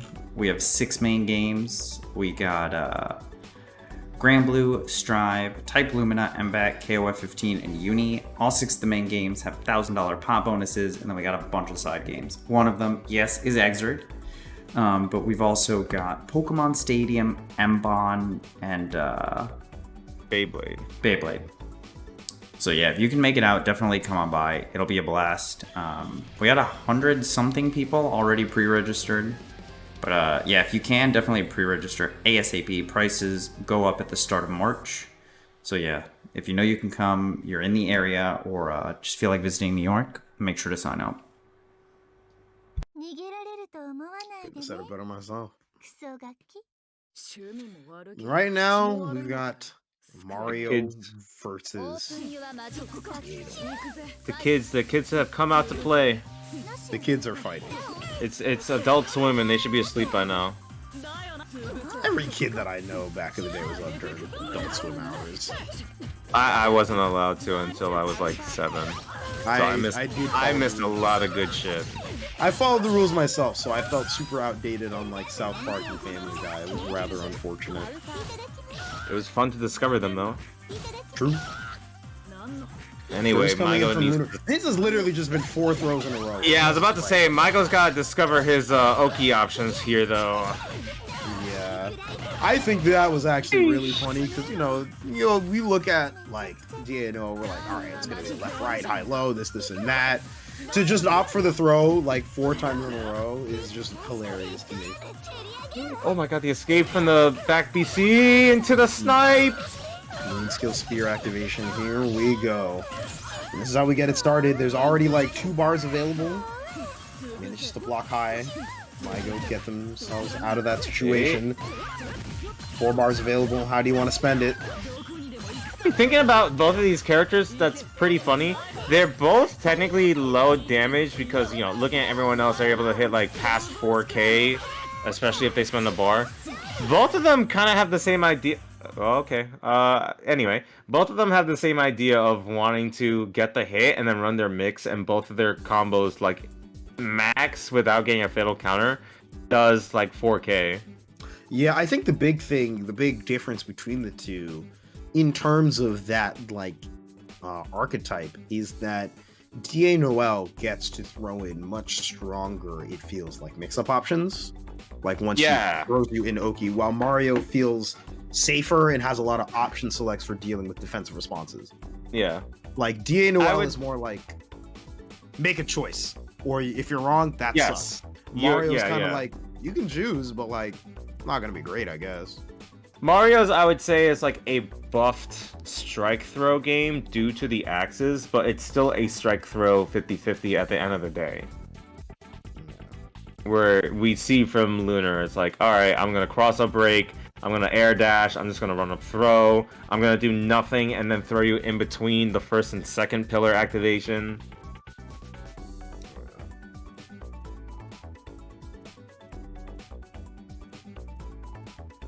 Look, Jay, I know we got the netcode, but remember what I said in the beginning. If it breaks, we all just cheer for Kouma and go, hey! Hooray. I can't summon the energy, sadly. I am legitimately excited by the mix between Mario and DA Noel. That, I think, is actually like a very interesting matchup to kind of like talk about more. We'll have to see how kind of the rest of the set plays out in this, and that. In the meantime, though, while we have a short little impromptu break, throwing a quick thing in the match arena, like 2 seconds. Then get back to watching the set. Did you put in the match arena already? Okay, the battle is starting. I'm peeking. No, okay, some people did. Now we're at 130. Can't be angry at the chat.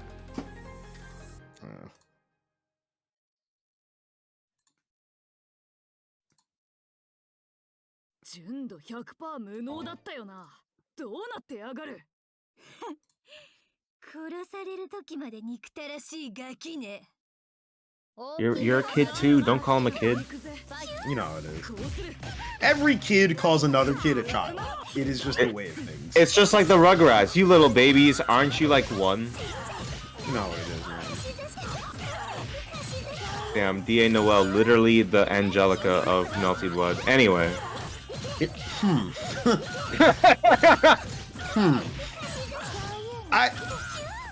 I'm gonna focus on the Oki, but that kind of fact spin. I haven't read the lore. That's the only thing that's keeping me from like yeah, honestly.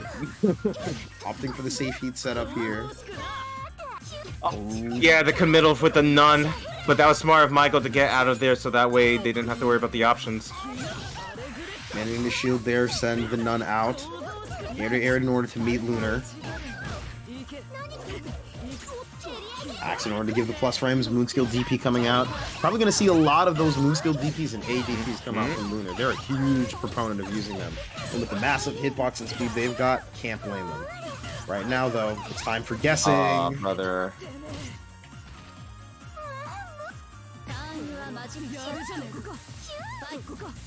Alright, what's next?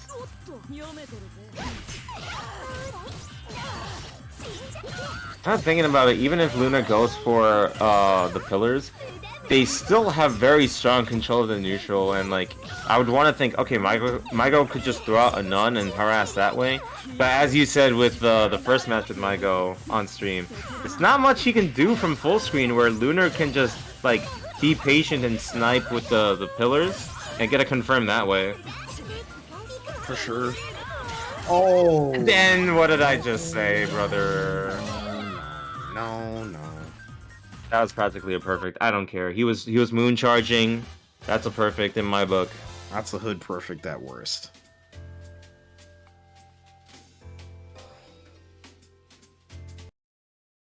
Maigo probably just gonna take a second because I know they weren't really into Lumina at the beginning. They couldn't really find a character that they enjoyed. Maybe connection issues. Not entirely sure, but you know, per usual, if there's any issues with that kind of sort of thing, definitely make sure to ping the TOs, figure out what's going on there. Yeah. And then have them, you know, work with them throughout that and all that jazz. Always the default in kind of situations like that if there's issues with regards to connections. But anywho, that was the no, it was 0-0. It was 0-0. I thought it was 0-0. I think because they finished when I believe they finished when spectator, because we had a spectator issue. It sounds like they. No, that was Omni and Ori. I think the players will mention it in the Discord if there's anything kind of like of that essence. So I wouldn't worry about it too much. I'm seeing with Ori. Oh, we really had another spectator crash. We must have. Yeah. That's sad. It's pretty unfortunate. Damn. Okay. Good But, to know. Okay. You know, in these cases, sometimes you gotta roll with the punches and just move forward. I mean, at least it didn't stop and halt everything entirely. Yeah, That absolutely. could play out, which is like, there's progress. okay, that sounded like jarringly anime-esque. Oh my God. Like actually really coming off guard. In the meantime, though, shout outs to Ryer rating with the party of 10. Thank you for subscribing again, Ryer. Much love.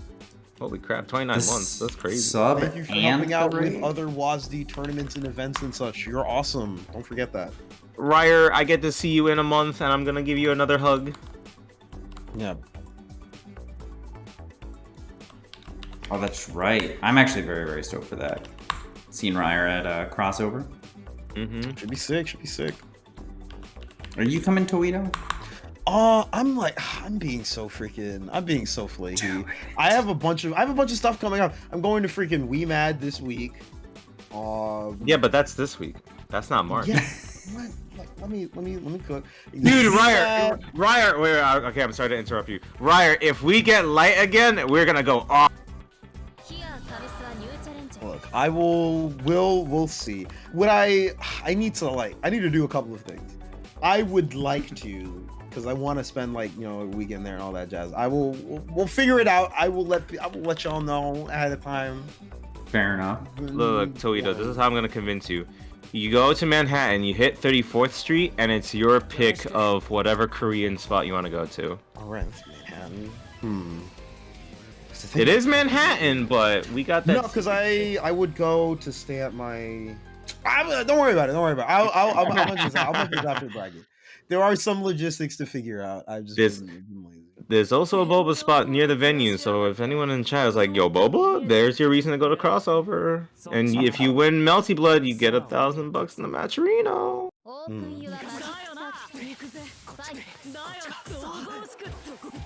All right, Garybutternubs. Hey. Right now, getting hit in these early exchanges here so far. Caught with a 2A low, then counter hit.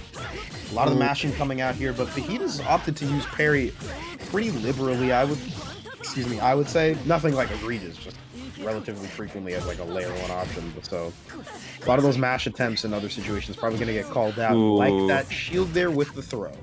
I think it's a good like level 1 check to make sure that Gary isn't going for like 236 to like try and get out of the situation. Or even the 2C, because we did see one of the nuns parry the 2C, and you can't BC out of the parries. Good start here right now for Gary. Gets the hit, no confirm following up though, just backs off right now. Reapproaches with the Tracy. Yeah, it's not like a startup. Okay, okay, 4.1, respectful. I thought we were gonna spend the bar. We're almost at 4. Yeah, I don't think the arc drive would have killed, even if they like did a full meter dump there. So, no, I mean, just like doing EXDP so that way they get the Oki afterwards. But they were pretty comfortable getting the air throw. Yeah, we've seen that option chosen a few times by Gary. Actually, that's a good thing to point out. There's a lot of situations where they'll spend 1 bar and they'll opt for the 2-2C extension in the 2-2-6C. I would forget which one, instead of like EXDP, like a hard knockdown into Oki there. And EXDP, I mean, leads to like any hard knockdown, leads to kind of like best Oki situations there. Jesus Christ, speaking of Oki, man, I felt like, the moment we started talking about, hey, maybe it could have been EXDP Ender, Gary just got clobbered. Vegeta's doing this for Maigo, like, I gotta help my fellow gamer out. Like, we had 2 Marios in here. Now it was literally Mario and Wario, and this time Mario's out, so it's all Wario world. You cannot, what's it called? You can't underestimate the gaming generation, as the win quote says. The most oppressed people of all. Gamers. There you go. I had a Mandela effect. I thought that was an actual line, and it's not. Yeah, it's a little surreal there. Parry not working out for Vegeta. I want to kind of note that one down. I don't know if Gary's listening, but I think that's like the first time I've seen an EXDP end. Yeah, I feel like they just remembered that they had that, but they also forgot like what the options are, because I did not like the Oki, and now they're just stuck at full screen. Yeah, it looked like a lack of familiarity, kind of like in the situation following it up. Yeah, the escape. GTV, wow, just a standard falling JB. The escape again? Yeah. Tries to backdash, but the nun is right there to cover it. This is looking like a relatively dangerous situation. Vegeta doesn't have a lot of resources, but even then, it's just 2 hits into death. No follow-up there on that hit. Axe is coming in, though. Oh! A clash on A normals, but both players, it looked like, zoomed past each other, so they couldn't even follow up with a hit. Rather odd situation here. Gary, however, with maxed out resources. Oh my goodness, Gary, like, I'm not sure, just needs to like be ready as soon as Vegeta's in the air. Every time there's some sort of air interaction or Oki, like a safe jump, he just gets hit and he's not ready. I think the readiness is an important thing to kind of think on, especially with regards to Lumina and kind of like how the game offie plays out here. Right now, though, it's like 2-hit connects with the shield. However, wow, okay, I can't even tell if that. I genuinely cannot tell if that crossed up there. Probably gonna be a side swap confirmed here. Yes, indeed. Yep. Not a ton of damage from Moondrive, but Mario's just standing there. Pause button. That was the parry's connected, but it's still traded, which is kind of goofy. Very simple combo, going for this very. Oh my goodness. I want to say very simple. Oki had the left-right situation, but yeah, committing to that Vegeta with the right response for the air throw. This is quickly. Oh my god! I didn't say it. It's not a curse. Wow, that was like 2. I believe that's 2BC. I always forget which moon skill that one is. 2BC gets blocked twice, and then Vegeta's not quite there when Gary goes, I guess I'll jump. And shield on the slide. Good patience. 2B, my beloved. What is happening? Oh, he showed that Oki before. I forget who.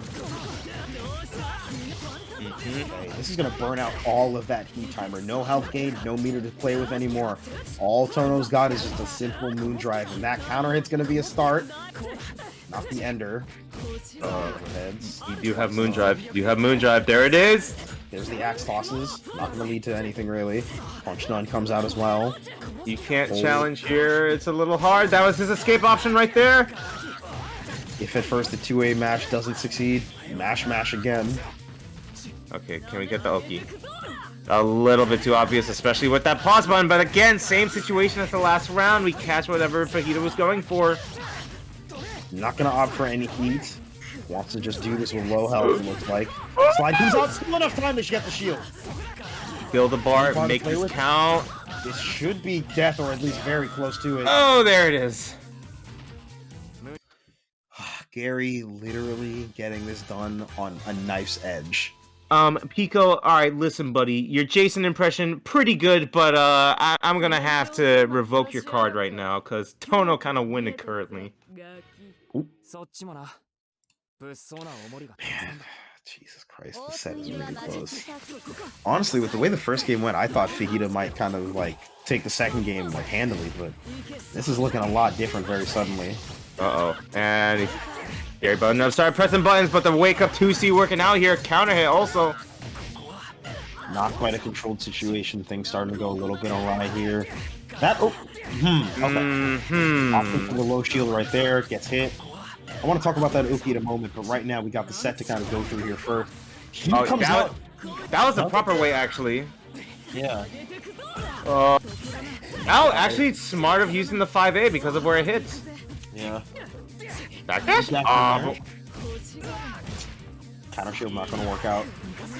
Counter heat though will. Harry wants it down though. He has rotated that out of his options a little bit more, but it's still very much so present. Yeah, I was confused by that kind of Oki situation because it felt like Fajita really believed in Gary's Oki, and then we saw the double jump, and it's like, oh, that's awful. Yeah. Sometimes in those situations, you gotta like, when people tell on themselves, you gotta just listen. And right now, you know, as we've kind of noted, that Oki after the EXDP isn't looking quite as comfortable, at least from mid-screen. However, the last time they had it was the proper way, but yeah, they've been constantly missing it, or they've been like trying to layer it, which is like, the Oki itself is already strong. Fajita's just aware of what the answers are. Well, I mean, this puts some damage onto Gary. Yeah, it doesn't scale too much with back and frame. Still about 3.5. I mean, I can't tell what's going on there with moments like that where it feels like Fajita opens up Gary, but then it's just not ready for the hit conform, or it just drops very suddenly like that. You see, yeah, oh my goodness, you tried to 2B. Yeah, not gonna work out in his favor. Now both players down their moon drive, about even on meter, however. The nubbery butter of Gary. Oh my, he didn't believe that. Okay, getting the air throw. Messing up the safe jump. Yeah, probably looking for the Heat OS, but likely got a misclick on like maybe like a 5A or 2A or something there. Yeah, if you go for safe jump C with any character that has as an option, you can usually hold D and B as well. So it'll like OS BC, it'll OS Heat Shield. Oh, that was the end of the set. That was like that ended with like 5 seconds. What in the heck? Thank God we got instant replay. Wow. Plus frames. Like, into the look punch. at that situation. I kind of want to look at that last one. Maximum Spider. Yeah. You get the anti-air shields moon skill here. And then it looked like Gary just kind of folded on that last Oki situation. Yeah. Oh, there it was. It dropped, and it was the JA that came out. Okay. What an odd and unfortunate way to go. All right, Pico, your Jason impression is pretty impressive. You can talk. Damn. I'm just messing. Pico is good people. Just like how I trust all of you to finish off these codes. There's 13 left, and that 13 has been sitting there. It's getting kind of dusty. How do we have over 130 people watching and 13 Maturino codes left? That's actually ridiculous. What a shame, what a shame, what a shame. I'm gonna shame you so you can do something that I want you to do. In all seriousness though. You know, just pop in the Maturino code. It's pretty easy to do, gives the players free money. It's like, why not? You can log in with pretty much any modern like social media account or what have you there. So it's not really too difficult to sign up if you want to, or just sign in. Cowey and Lunar. Have they played, like, I want to say like 2 weeks ago? It was a couple weeks ago. Okay. So yeah, I recall Lunar winning this, so maybe we can see Cowey make the upset here. Well, we'll have to see.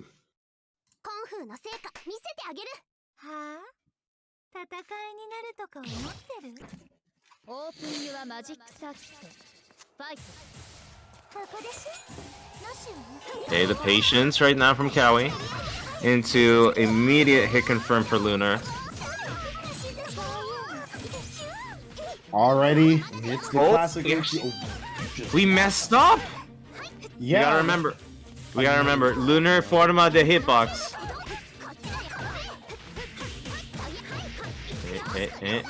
OTG confirmed, goes for the side swap. It looks like they were opting to block just to check to see if there was going to be a mash or a DP to come out for another big punish.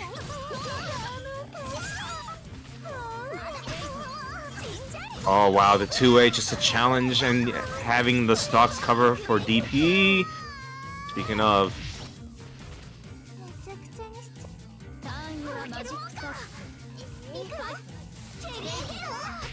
How? Ow! No. Okay, Kamine, now's your moment. Now's your chance, Kamine. Do it. Do the thing.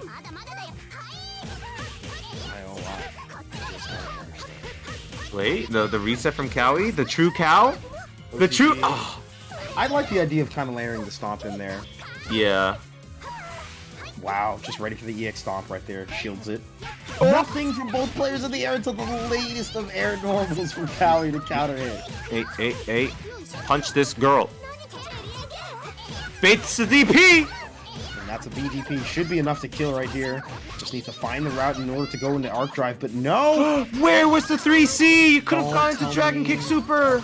Don't tell me you lose the game off this. I think they tried to get it, but it whiffed or something there. That was definitely a weird drop. Oh no! They lost the game off of that interaction.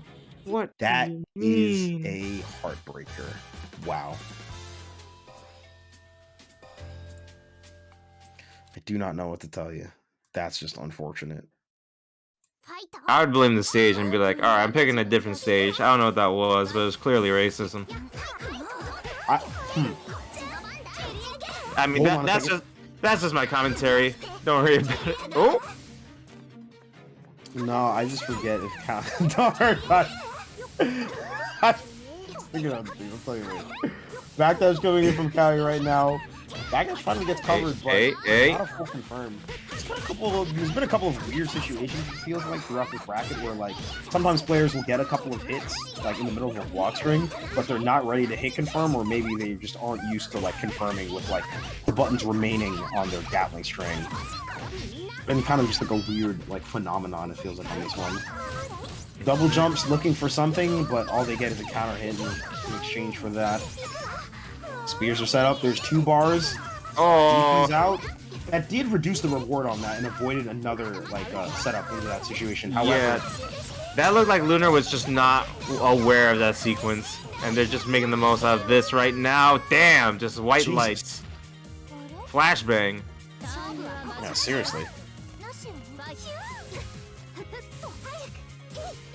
Jay is blocking the air, no air unblockable set, trying to go for the cheeky EX stomps in order to catch the moon charge, but not really going to work out. Still manages to find a hit, taking Lunar into the corner. And right now, we've seen a lot of this set has kind of been defined by like Cowey managing to get a lead or get a hit, but just cannot. Whoa! My cannot God! Really fully commit and just get that round. Something goes wrong, Lunar gets a chance, and then neutral just ends up going poorly after the fact. Hey, okay. JurassicOri working out. Combo throw, get this one done. Goes for the stomp here. Plus frames, baby. Plus frames. Just striking, no throws. The sweet whiffs, and then Zanko manages to connect. And that was a perfect for Cowey. Maybe getting the steam back. Not even any moon charge applied there. All offense and neutral. 1, 2. 3C connects here. Let's see what our Aoki is. That still hit meaty, damn! Yeah, that was so active. You gotta remember, Miyako air buttons, her JB and JC are like incredibly active tools. Okay, blood heat. Right here. Are we gonna get hit by the? Are we gonna get hit by the funny? We does not want to interact at all. However, you're still gonna have to. Oh wait, we have to be patient. Yeah, those are still active. It's like 3 or 4 reps if it whiffs the initial hit. Yeah. Cowey with a great recognition there, not gonna get caught up by it. Nice. The follow up that is plus on hit. And they have 3 bars that could possibly reach for the 4th, but yeah, I agree. Just go for the simple air throw. I kind of want to see the... No, this is death. Almost the dragon kick whiffs. Curse my commentary! Oh no, this could be mistakes into misery right here for Cowey. 2 bars for Lunar to work with here so far. Let's see what he can get done. That's a delay heat get baited. No delay heat. Just gonna respect Lunar's pressure. Cowey's got to be... He's just positioned himself super well here. 25 seconds left on the clock. He comes down, but gets properly checked. Damn, Lunar with... I mean, understandably, he was the one with low health. Cowey the one... If anything, if he was going to heat, it was just so that way he could keep his momentum. So that was great stuff to not be pressured by the one combo that Lunar had. Yeah. Despite how some of the kind of the first game and some rounds of the second game went, Cowey's managed to maintain very good composure here. Oh, second throw. Do it again. Oh my delay low. The Fortima de hitbox is not working. We gotta revert back to our original form. Oh. BC? Just barely got the Moondrive in order to get a shield out there and avoid that situation. Moonskill, stop! Dude, you know Cowey... attempt to start pressure here. Cowey is drinking his milk. Full power. Expected on the DP there, but not ready for Lunar to just wake up and sweep. Lunar's been active with hitting a lot of buttons on these wake-up situations, but due to the RPS, Cowey looks like still feels kind of nervous about eating that DP, especially given the huge hitbox. I think that ADP interaction from like the first game might have kind of left one of those impressions on it. Yeah. Hey. Yeah. Cowey opting for the shield, but that still opens you up to getting 50-50 by like the AOL. Like at the end of the day, you were still making a guess. You're just still kind of looking good, however, because you got the 2 bars gonna be real close to 3. However, we don't have any moon whatsoever. Heat comes out. At the actually, spending the EX is going to give a little bit of that moon gauge. You got to remember that. They can still run pretty decent mix-ups without moon meter. 2 built up now, 2 bars as well. And this is going to look very dicey from Cowey from here on out. They've got to pull something out in order to get this to work. Alright, last sequence. What do we do? 4 bars. Oh, the blood heat, but the punish from Lunar. Yeah, in that situation, you got to remember that Lunar can easily just opt for the moon skill spears there, and it inherently backs DA Noel off. Yeah, I think what the situation was here, as you said, it was like just 2A to have Cowey react to the 2A block stun, and then yeah, going to going to the 5A just in case. So I think that was like an OS if he did go for the heat and like get the reaction time there. So Cowey trying to be layer 2, but Lunar in layer 3. Damn. Good stuff from Lunar. That was a fun set. Little spaghetti in places, but it was a lot of fun to watch. I thought we were gonna get the upset, but there's still an opportunity for that. We have Ori and Fajita Ida coming up next. There's easily the possibility for either one of these players, whoever makes it, could have a chance of taking out Lunar before loses finals or top 8. So we're just gonna have to see. If anything, you know, Cowey solidifying their placement also in the tour standings. Sitting pretty at number 4. This will probably put them up maybe at number 3. Although Omni being in winner's side will help them out in terms of points. For sure. That guaranteed top 3 placing is really good for those points. Alright. Let me double check. Was this a repeat? No, this isn't a repeat set. No. I don't know why I thought it was. And I do not fight this matchup enough to really have... This is not a rare character. I mean, a common character. Yeah. I'd say the only Marios that I usually remember, well, there was Sprott for that short time he was playing in. Now there's Fajita. I know DBZ Formers also plays Mario as well. And we have Maigo, who made top 8. Yes. Wow, Shield BC the Nun in order to get through there. Oh my goodness. Punch Nun with the uppercut, you know what it is. Wow, just wakes up heat. Throwing the pan. We are seeing a lot of interactions happen, I won't lie to you. Now that I'm thinking about it, since Ori is a very active player, I feel like if Fajita is just going to be ready with like mixing up the nuns and sneaking in the parry ones here and there, that could easily kill Ori. Speaking of killers, I think there's a chance there. I'm curious how the parry nun interacts with 4B though, given that it's like an unblockable. But I'm not really too sure how that actually interacts with. It's still a normal, so I feel like they would activate. Yeah, there's sometimes parries and unblockables game to game are a little weird. Yeah, it's kind of the main reason why I asked. Well, I'm not sure what that was about. What is this? These are genuinely just really awkward hits. I can't place blame on these hits. Gonna go for no cake. Actually, just wanted to fake out with the TK236A. Vortec manages to get Fajita away from that bento. No lunch for Mario. Vortec here just watches the shield whiff and punishes accordingly. And with this much meter, this is death. EX Ladle. Okay. Yeah. I trust Hisui confirms. In past Mashfests, Ori would go for 236A after cake, and that actually gives you more damage than doing 5C. And the fact that Ori is keeping it simple with the 5C, where I think it matters, it just scares me because it's oh, you're dropping a good 150 damage plus. Yeah, but sometimes in tournament that stability really matters a lot. Yes, especially in a game like Lumina where actions, reactions, and their follow-ups happen so fast. There are many things that are kind of happening at once, and if you don't kind of offload your brain kind of with simpler things, your reactions are going to suffer, and that's such a huge core part of this game. I feel it's an interesting dynamic. I feel in terms of the mental. Oh my game, are you okay? I saw some funny business before, but all right, we're still gaming. That was not a forced. Oh, that wasn't a forced air unblockable.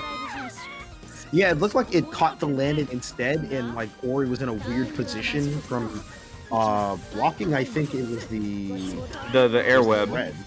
Yeah, I'm not too sure what was going on there. I don't know if they maybe opted for shield and then were caught in land recovery.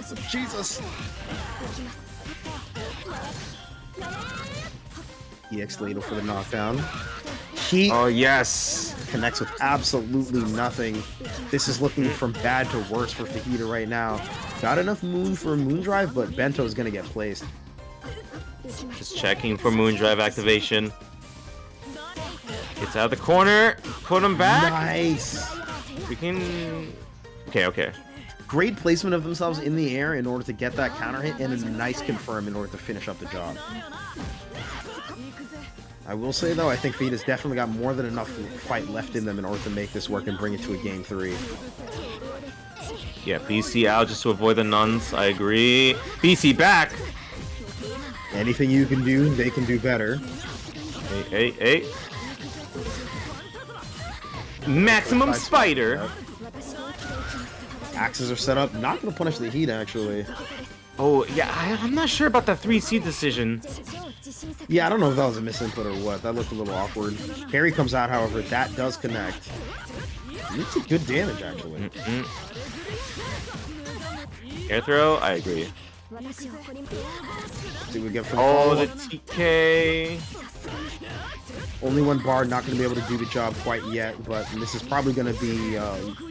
Feet likely looking for good Oki here in order to get the job done. Probably wants to look for the heat, or he delays it accordingly. Fajita, why? That's your position to be ready. This is not it. Okay. Double overhead. Okay. follows up. Not a counter hit, so not really going to be able to juggle much off that. Table whip! Alright, a couple of shields here from Ori, but looks like Fajita's just looking for a little bit of that shit. They can definitely play for a timeout here, honestly. Oh, there it is! The 3C. Fajita, the gamer. Yeah. Finally catching that and keeping it even right there. I'm glad that he woke up there, honestly, because it's literally like Vlov. If it's full screen, you have the time to react.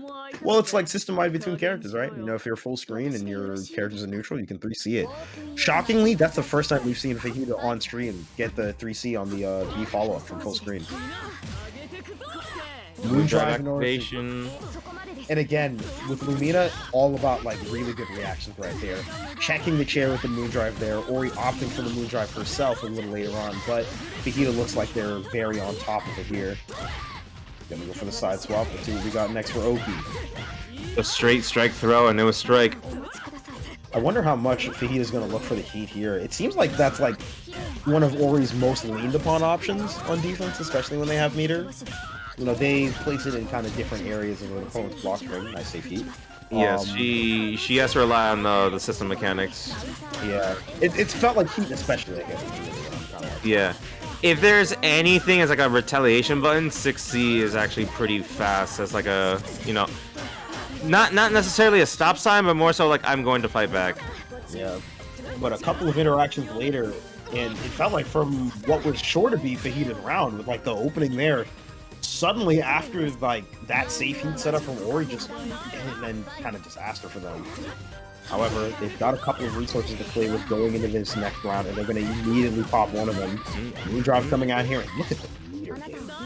3-3-3-3. Side switch. Gonna go for the side switch again. Meaty 2B. Yeah, we're getting caught low there. I think they're at this point they might be thinking that Fajita's gonna try to go way too hard in terms of baiting out the heat. So then when the 2B comes out, they're like, oh, okay. Just a theory there.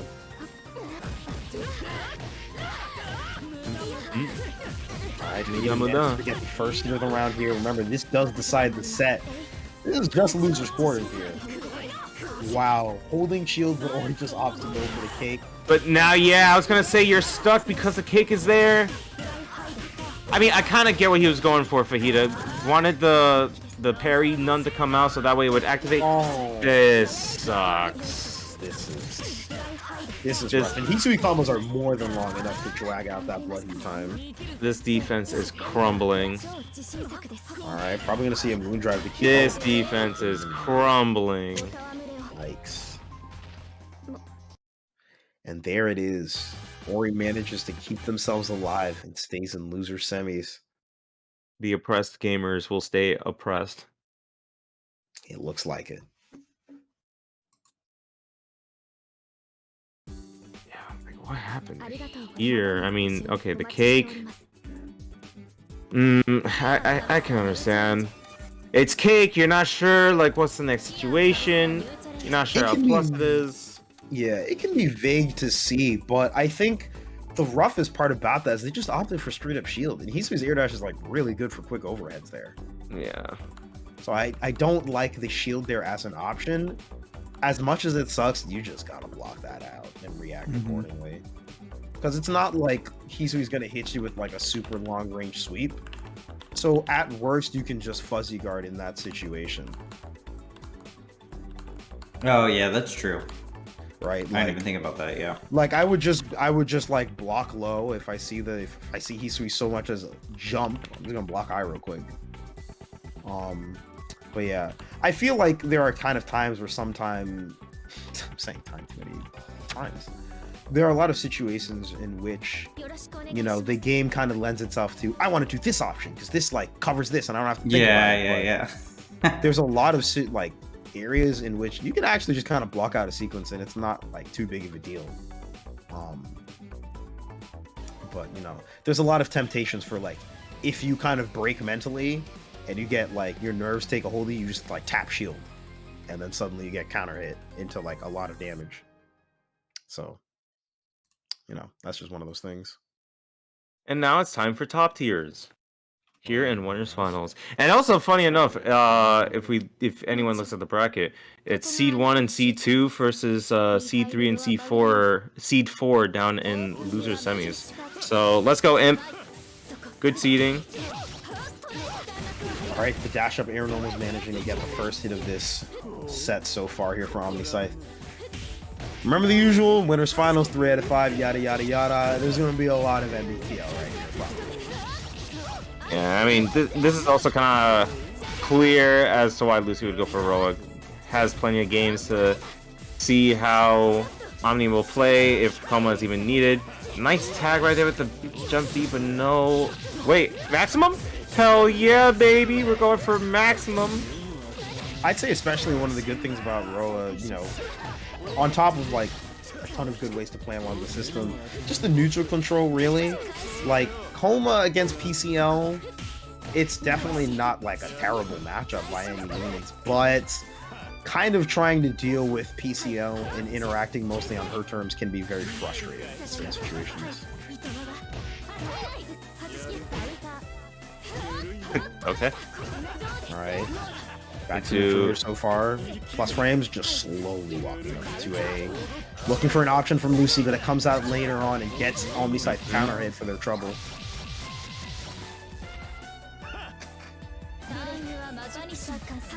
Alright, Omni with 3 bars, both of them having Moon. 5C, oh, but too far! Yeah, just a little bit awkward on the spacing when we connect. Hey. Solid mid-screen damage, slowly bringing Lucy to the corner, unless OmniSScythe puts themselves there. Alright, let's see what we get here. Straight throw. Right, do it again! This is how Lucy's offense has started off here so far.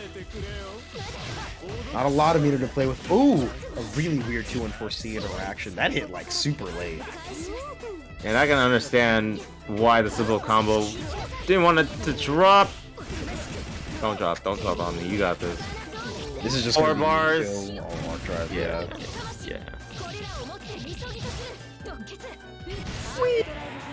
There we go.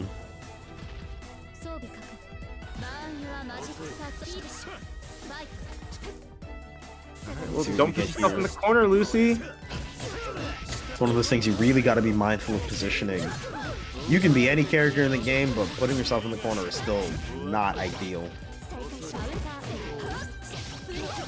2A match would get OmniSScythe out of Lucy's pressure here so far.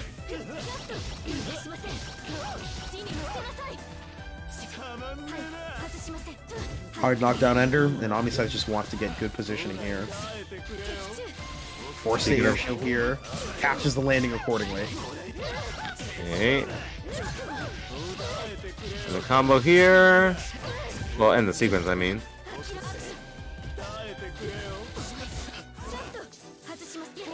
Has to be patient. Oh.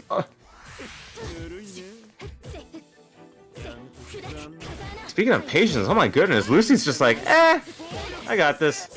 Yeah. Oh, speaking of, almost had it there. However, there's a stand shield, maybe a little bit of crack in that kind of patience there. No safety from OmniSScythe. Not sure if that PCL can get it from that hit or not, but they have a lot of meter to spend, and Laurel only has so much health. Speaking of, look at the time. Actually, never mind. Don't look at the time. We got the snipe. They dashed up, tried to hit a button, but what if Roa hit 2-1-4C? What if Roa just said neutral? Yeah. Basically. そりゃ本物かもちろんここがあなたの終着ですミハイル・ロア・バルダムよ And points to Ciel for being able to say that last name. I would never. The maximum? Let's go! You love to see it. Hell yeah, build the meter, do the damage, why not? This is top tier. Oh no. Hey. 1, 2, 3, 6C. We finally got it. All right. Woo! Oh, now counter hit ADP. Yeah, this is gonna be like 4.8. Oh, actually kept it simple. Okay, Heat comes out, forward tech, not punished. Backdash from Lucy, backed up to about half health. Bunch of 2-1-4Cs when OmniSScythe not really placing themselves in a position where Roa can kind of punish it, despite air shielding it. Speaking of punishing. Roa, like, this is my lightning ability. I don't know what you're doing with that fake shit. Hey.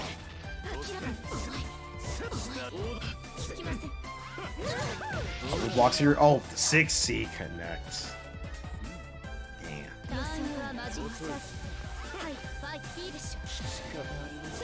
Ooh, I understand. Trying to cover with a ribcage.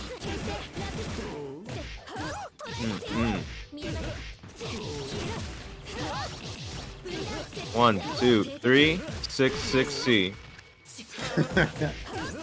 Low with the 2A here.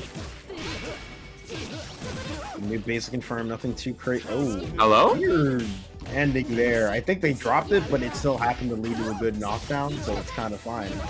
Just gonna spend the last meter. Oh, doesn't even need to. Well, I mean, Omni now with a full stick of butter didn't have to spend at all.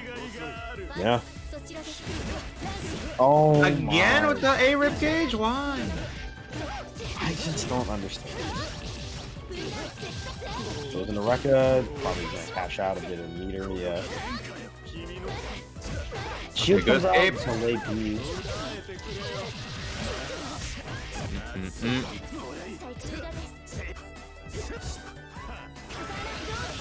Oh, wow, that was literally by the hairs of Roa's head. EXTV coming in right now. OmniSScythe wants to have none of Lucy's mix-ups. Bloodheat, however, does connect. Let's get the funny. Now it's danger time. Let's get the funny, Lucy. Well, we got the good throw. 1800. Oh, you committed a ground shield? Yikes! Sometimes it be like that. Optics for the Rekka series still goes low. Pushes Roa out, continues pressure, just heats in. Forces the heat. Ooh! Oh my god. Oh, but far away. Wouldn't have gotten the kill either way. Still though, that confirmed could have led to a much different situation. Caught up. Oh my goodness. Just enough meter should be able to. No? No, you use ribcage? Oh, Lucy, don't die for this. I don't Lucy. think they're gonna die for this, but it's gonna be a lot dicier than it needed to be. Oh my god. I feel like they're both scared, but I also don't want to say common A. That was really good knowledge of the spacing there, but that heat's not gonna get you much health. Dude, 10 However- seconds, 10 seconds, 10 seconds. Heat's probably gonna come out from Lucy soon. Oh OmniSScythe no. throws out the Rekka. That's actually really smart. Yeah, at that point, OmniSScythe's kind of objective there is to stay close enough that you can punish a heat without putting yourself at risk to get counter hit by Roa at a certain point and then lose the set, lose the game very quickly there. So really good awareness from them to kind of play in that way.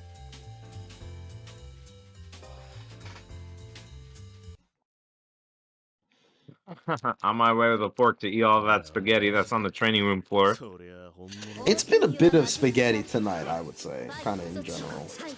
A little pasta night. That's why I don't want to say it's like comedy in the kitchen right now, but you know, it could just be a lot of respect, you know. He's not the sous chef, but he's there. He's definitely the dish boy. Yeah. Look, I've said some very foul things about Kamine. The chat knows. Look, all I know is I popped in this Twitch stream one day when I was a wee 20-year-old or whatever, and he said hi Towito, and I was smiling. I got noticed. That's really it. That's all I have to contribute here. A couple of weird shaky situations right there. OmniSScythe nearly actually got out of there without like too much to worry about, but Lucy ends up catching them, and suddenly they're at the other corner.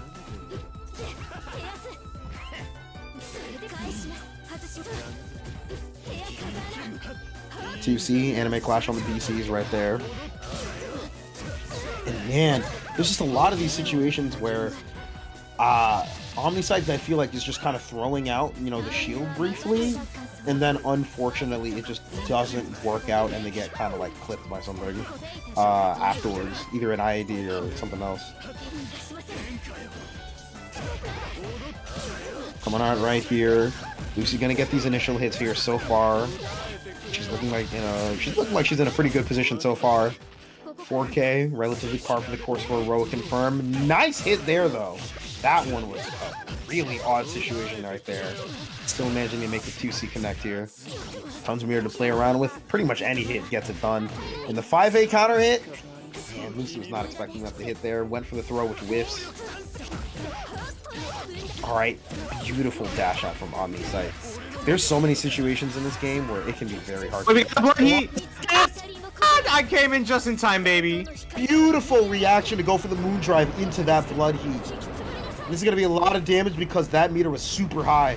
Does it straight up kill? Okay, no. Oh my god. 6.7. More than makes it even. Puts the round so far in OmniSScythe's favor.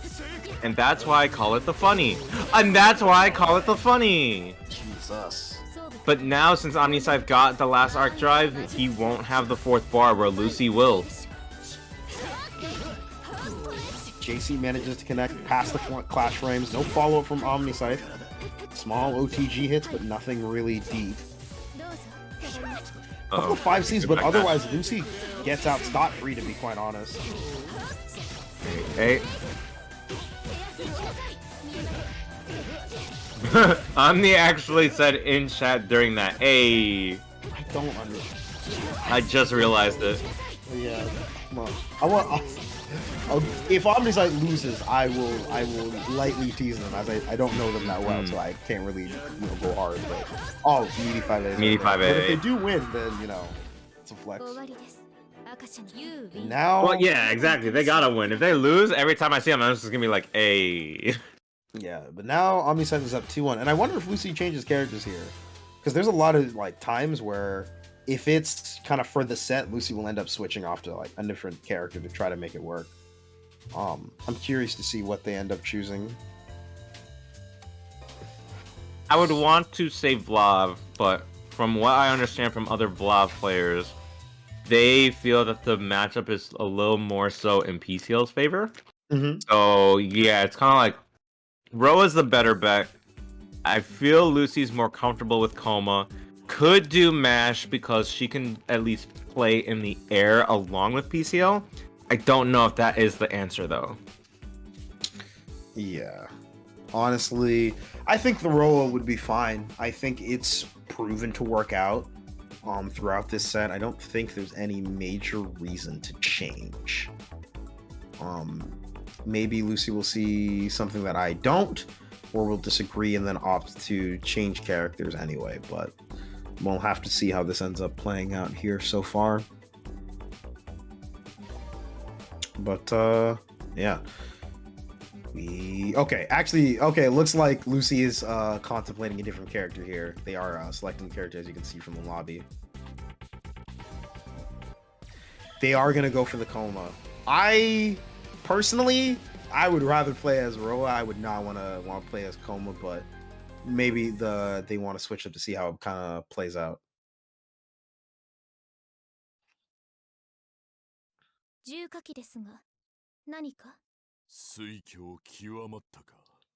Alright, let's see what this round start is. And remember, Lucy is stuck to the Kouma for the remainder of this set.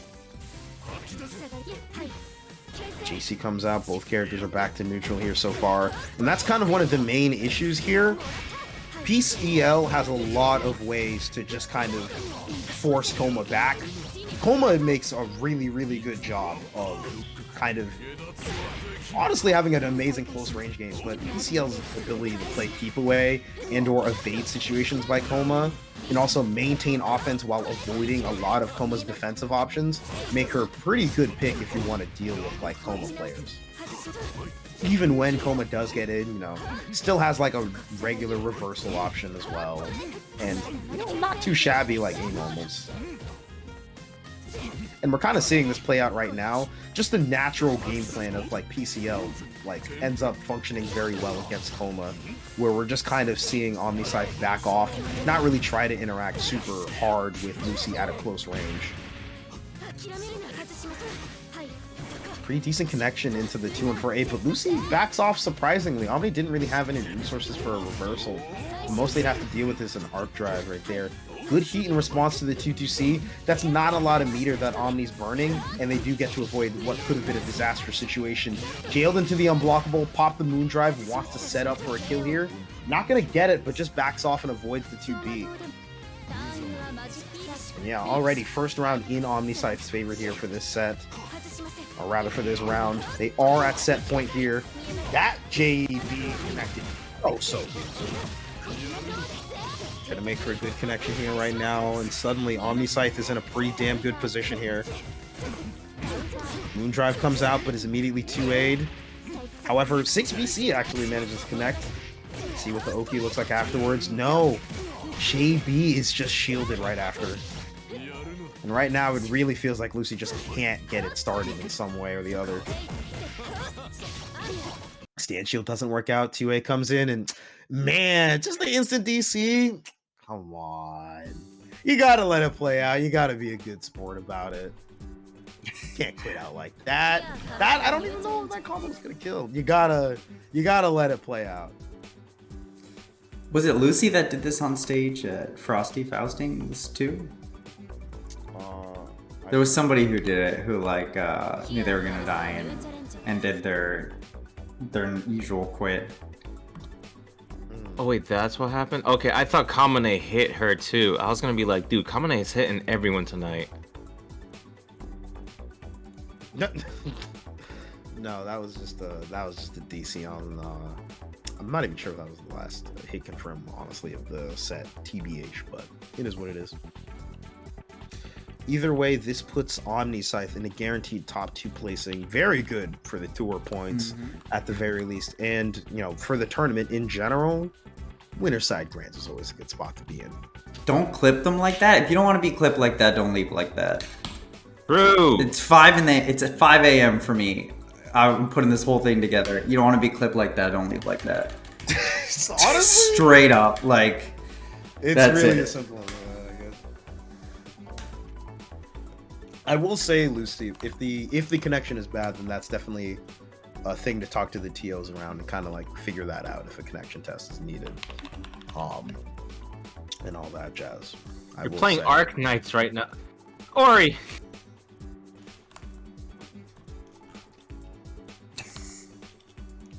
I mean, I don't know. She's a better player. She gets the buy. She's a better player than me, I guess. Honestly, that might be the funniest response to something. I'm playing Arc Knights right now. You are a victim. That's actually really funny. But yeah, it looks like okay. So this is going to be, if I can check the bracket in a quick form. Yeah, this is going to be Lunar for wow, my words. This will be Lunar versus Ori, of course. So this will be the Hisui versus the DA Noel. I'm not sure if Ori's going to opt for the Vlov in this matchup. I don't know if they deem this matchup like, so bad. I feel like Hisui that they do that. I feel like Lunar has gotten enough practice on other Vlovs that he's able to work around it, honestly. Like, from what we've seen from Ori, her movement alone with Hisui seems to get by with how Lunar plays in neutral, and just like, if not being sporadic with her options, also just having good good sense in the middle of neutral of everything. Just like, okay, you're over there, I'm opting for this, instead of people just straight reacting because of where they see the opponent. Like, oh, they're in the air, I gotta jump too. Yeah. Oh yeah, we hit top 4 payout, by the way. FYI. Yeah, we're just above $150, which is Hooray! awesome. I don't know if we're gonna find like a mysterious rich donor, but just keep in mind, if we do end up reaching $320, that is going to be a top 6 payout. So, you know, if you want to make sure that everybody eats, definitely work towards that goal. We got a bit of time left as we go into it. And yes, okay, Ori is going for the Vlov here. It was good to see you at Frosty's too, Cat. You are doing the Vlov. Alright, alright.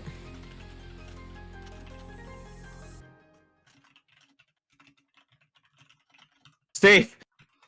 Dude, just join. You know that this happens on Mondays. You live in New York.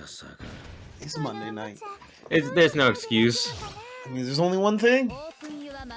Safe, come to crossover. Sign up for crossover. True. True! Has him and Hyde. That's crazy. You gym at that time? Gym earlier. I won't lie, going to the gym during the major is actually pretty awesome. I did that for like CEO Otaku. I felt fantastic. Actually, I gotta give credit also for already picking this color coordination. This definitely feels like Leffen vibes. He's got the face too, just like, your neutral is bad, stop jumping. Art Drive comes in, and yeah, I feel like this is kind of already emblematic of why Ori would want to play the Vlov in this matchup instead of the Hisui. You know, there is a lot of ways in which I think Hisui can still kind of make that matchup work, but the overall ability to like pin Noel down a lot better from safer ranges is probably one of the big things here. What's the mix? We're gonna go low? However, every character got to deal with it the same way. Yeah. To the reset! Reset there with the rebeat. Little Shiki there, but manages to get Lunar the kill in this situation. Meanwhile, Lunar gets a big dopamine hit because he's playing on hitbox, so getting those DP inputs gotta feel nice. But now you're dealing with level 2 Elven Ring boss, Ice Vlov. TTX comes out right there. Okay, no extension with meter. We didn't have the meter, now that I'm looking at it. Yeah, honestly, Ori, and I think that reward of just keeping Noel back and just letting that Moondrive tick down is still good in and of itself. Can we reduce the hitbox on that? That was a 2C from Ori, and she got punished. Jesus, A follow-up barely whiffs. I believe a trade right there? That was a really weird moment. Oh, yo, 5C! God. She just 5C. stood there menacingly and whiff punished immediately. Just simply 5C the 2C. You know what it is. Fireballs come out. Air unblockable. Yeah. Lunar's got 4 bars at this point, and they've been popping bloody quite a good amount, so I'd be pretty mindful to see if that comes out. The reset? They don't. Didn't check out. I'm not sure if that was looking for an air tech or something. DP comes out. Lunar's out of the corner. Tadakimasu. Throw. That's a throw. Yeah, I didn't have time to throw back. The delayed heat. That shield was correct, but as they say in some parts, not correct enough. Here we go. Definitely enough meter in order to kill if they're right every single time, but the 5C isn't a low. Haha. Surprised that Ori ended up committing that hard to the shield, and Lunar just, I guess, didn't recognize to go for the 2A or something there. Bit of an odd moment, and a weird drop here now. Oh no, we're gonna lose that heat. That's probably death or open. Spend it. Spend everything. Spend everything. Yeah, I agree. Even if it doesn't kill, it's just to get them quickly to death. That is very much so gonna kill.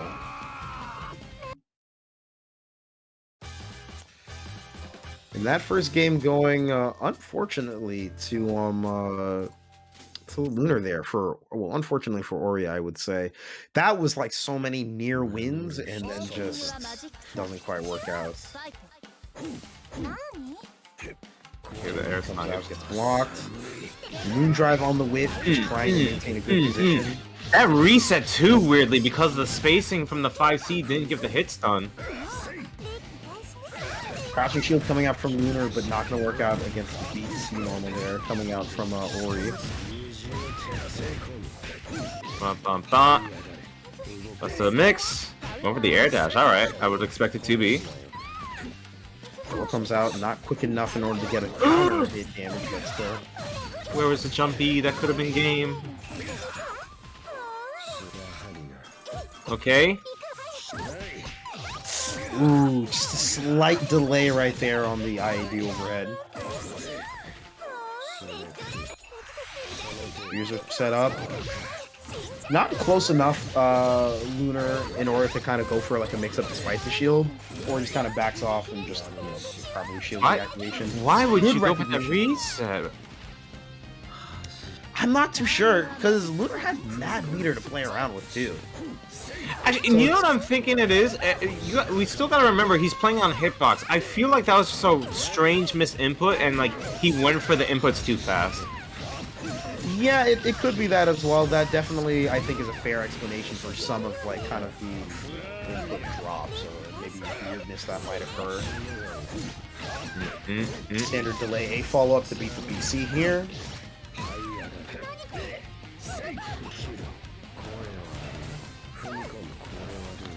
Okay, the escape. Fast enough to get out of there. Just zone, baby. And yeah, I mean, honestly... Uh-oh, never mind. Here's the thing, though. Forcing the meter usage from Lunar to be projectiles instead of the Oki is still awesome.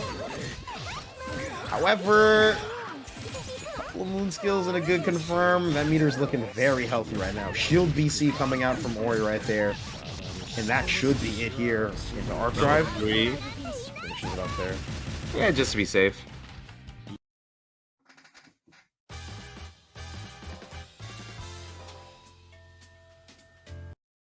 Yeah, both players look like they want to get right back into it. 今来た割りがいが怖いウサギ狩りの始まりね。オープンユアマジックサーファイト。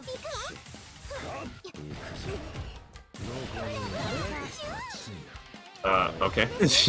Back to neutral here. Not really going to be any like crazy interactions. Honestly, it feels like the impetus is kind of on Lunar in order to find that opening to get snake past like a fireball or a 2-2x. Kind of like this right here. And we're seeing often like the choices to just pop some meter on like an EX projectile in order to win the fireball wars. Challenge, good shield out. That's actually a better position for just getting out of the corner. Heat runs out, 2-2C comes out. Right now, just seeing some... This is some classic, nice, calm zoning. Lunar's just opting to shield everything there, though. And the messed up part about all of this, it is genuinely very hard to distinguish between Dino and... Yes, yes.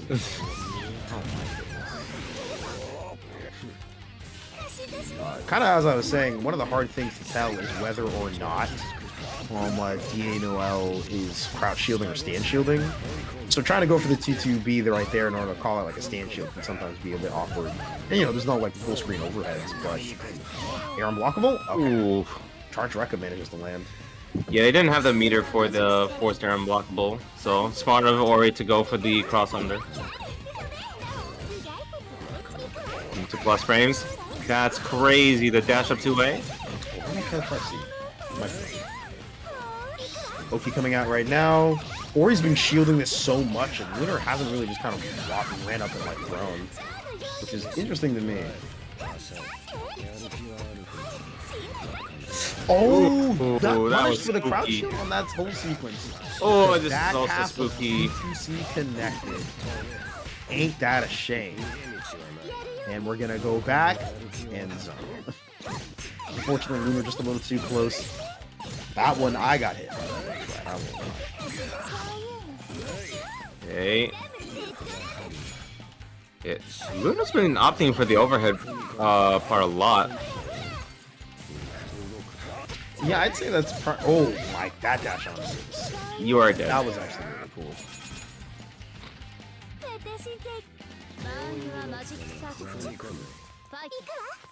Alright, now we got... Yeah, we got Ice Vlov, sorry. Mm-hmm. And still, Lunar's finding themselves in. I think one of the funny things that you kind of run into when you're playing against zoners, or you know, just people that are running in general, there are times when you literally just have to dash it, or supercharge it, and so on and so forth. It feels like Lunar. Oh, Come on.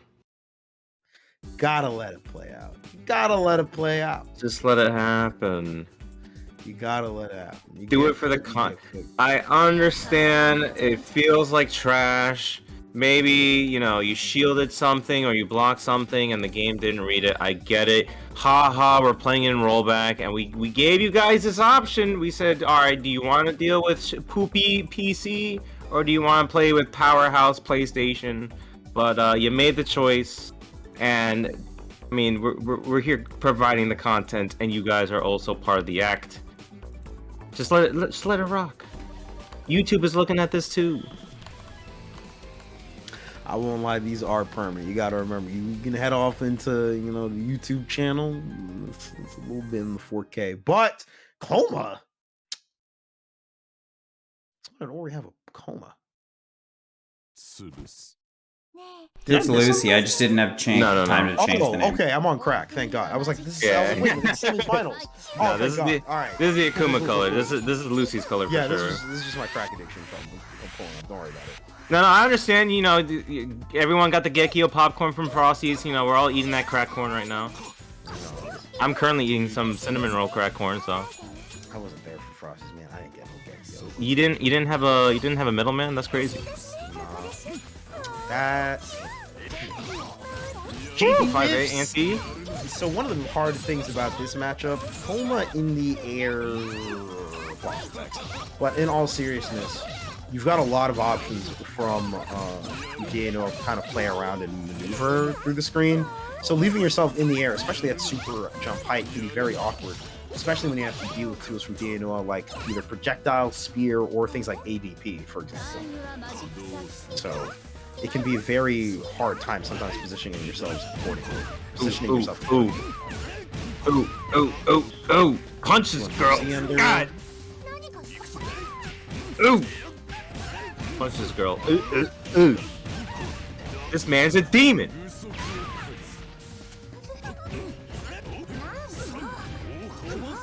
Close to the 2-2A, yeah. Plus frames into 3C.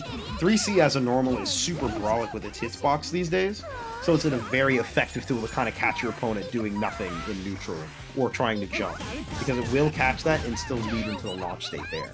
Also with 2B, just catch whatever's in front of you. Yeah. Literally a stop sign button. Kouma's just out here like, stop! You violated the law. GB and 5A are both fantastic kind of tools for like covering that airspace. And then there's still 3C for certain jump-ins as well. Mm-hmm. Both players just kind of walking around in neutral. Neither player really wants to like take the initiative in this. They're both technically still, like, you know, no one has technically lost life. Yeah, it's been like super weird because we see these interactions in like kind of like moments like in the beginning of the first round where they'll just like charge meter because neither of them really wants to be the one that starts the action. Kind of like this right here, right? Mm-hmm. Nothing's really going on. The time is ticking, but honestly, as Lunar, I would say that's fine. We finally get the first hit here. So now technically Lucy can... Oh no! But how much meter do we spend just so we get the life lead? Yeah. The drop! Because at this point, there's 30 seconds left on the clock. And timeouts start becoming a very real possibility here. Especially because Lunar still gets to chip Kouma from so far away. A couple of ADPs, I kind of understand the vision, but at a certain point, you're gonna get punished on with for that. A classic EOS, and you are dead with 13 seconds on the clock. Yeah. I mean, that was just a rough call, as you were saying before, like, whoever had the life lead, it was just like, okay, I don't have to go in. And if it went back to like the 30 seconds of just walking back and forth, it was gonna be like, who's gonna heat first? Because then it's just like immediate punish, and you have to have all your ducks in a row. Yeah, like my thing is that I think stalling for time is actually, you know, generally way more beneficial for kind of DNOL. You've got a lot of movement options, you've got projectiles, you have a few ways in order to kind of stop Kouma from just running in like that. Damn, Scrot, I was gonna say the same thing. I was gonna be like, we play in Dragon Ball, but you were quick with it. Spears come out right now. And again, just kind of back to zoning. I feel like in situations like these, it's very tempting to continue to do actions when you don't necessarily have to. Lunar doesn't really have the life lead right now. Yeah. Trying to control a little bit. Lucy dashes, super jumps in. Okay, just DP! Okay, then it's just connect to a ender. Oh, and I think you're actually Not dead. DP there. was No, a you're fine not dead off of starter. this. That's not the optimal confirm there. Okay, okay. If that's Well- like a 2C starter, especially charge 2C, probably kills. Also want to say thank you, Ori, for the raid. Much appreciated, man. Punch this girl. Hey! Oh my god. JC connects on counter hit. Bane the wake up DP. These are just not working out. It's these interactions, you know, where Kouma is best, and it feels like Lunar is very Yeah. pressed to find an option. Hey! These are much better way of doing that confirm. Yeah. The meterless version of that is like you do like charge JC in the air throw, but that makes sense as kind of a quick way in order to handle it there. I like that a lot. Okay, Lunar, do we switch back to stick? Is that the plan? Is that the game plan? Don't know. It's losers finals. You're down 2 games. Looks like they wanted to take a second in order to kind of collect themselves. I mean, I won't lie, I've done that like mid-match. I'll just be like, alright, hitbox isn't working, do a quick switch into stick. Really? Damn, that's fast. I think trying to switch peripherals mid-set. My assumption is that that's just hard. I'll take the hits. Right now, though, Lunar doesn't have a lot of room for that. Again, this is kind of their last game for the rest of the set. They're going to have to mount the reverse 3-0 in order to move forward into Grands.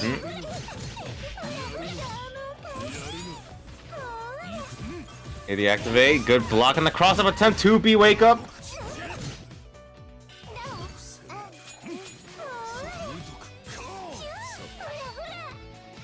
Alright, how... The question... Oh, no, just super jump. The question was going to be, how do we break through the defense? Pretty cleanly, it looks like so far here. Eight. Super jump after the 2-1-4C. Not enough meter to kill here. Could actually spend it all. Almost. Dive kick whiffs. Going for the BC just to threaten. Chilling out in Moondrive, not a bad place to be in. The 2B mash on a spear explosion.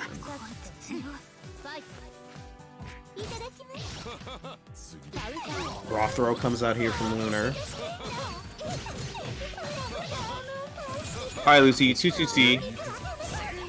I said 2-2-C, wrong wake up tool. The problem is that 2C is pretty reactable in that moment when the spears are about to explode. Lunar can just wait for it, shield, and then punish accordingly. A couple of ADPs come out, but they do nothing to deter Lucy's approach. They are in there, and it is time. A lot of meter for Lunar to work with here. 2-1-4B connects. Now, at this point, it nearly gets 2-2-C extension here. Did we get the punish? Baiting the TP?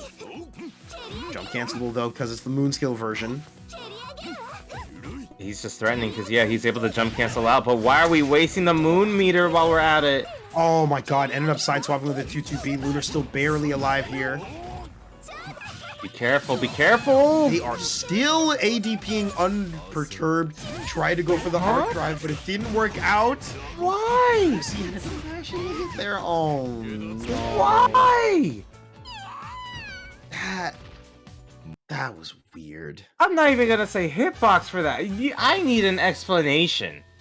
I don't understand.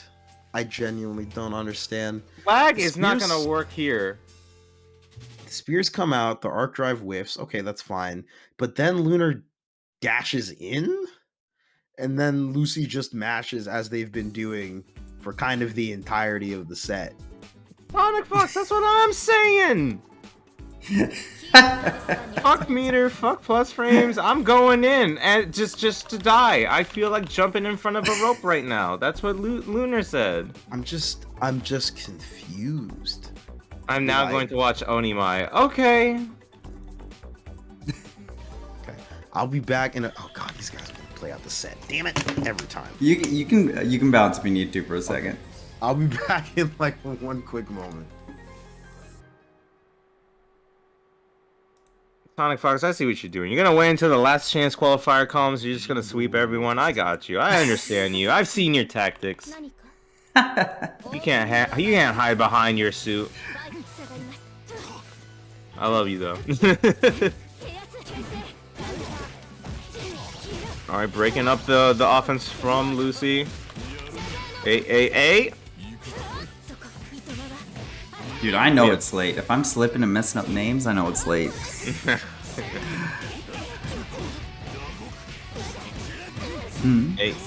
Hey.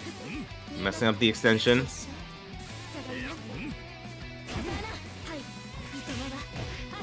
Yeah, I feel like gun is going to be really important here just so that way we could ooh, great jump out. Just so that way we can challenge from afar and also try and like break up 236A. Damn, the bait? Yeah, that was actually really clean. Remember 5C's a thing? Good recovery on that. The lightning. Hey. Ooh, whoop. I don't think you're dead if we spend everything.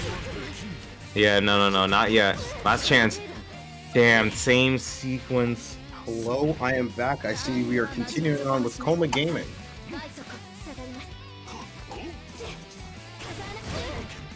Oh my god, the super jump. Super jump JC connecting there. One of the good ways to kind of beat that out if you're dealing with Kouma is either A, just literally don't be there, or B, you can sometimes super jump ahead to kind of meet him in the air because his armor actually kicks in a bit later than the flash range for most characters. You can also opt to kind of jump in and air throw him. And keep in mind that on block, Kouma doesn't really have much to do after like a JC, especially if it's an air-to-air. Very limited options there.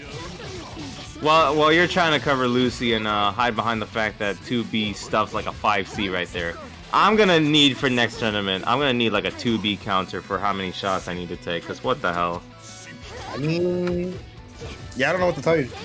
It might be, I'm gonna become an alcoholic. Yeah, you might have some poisoning depending on how many Koumas are in the bracket. Lucy ending it there. Ice Senjo!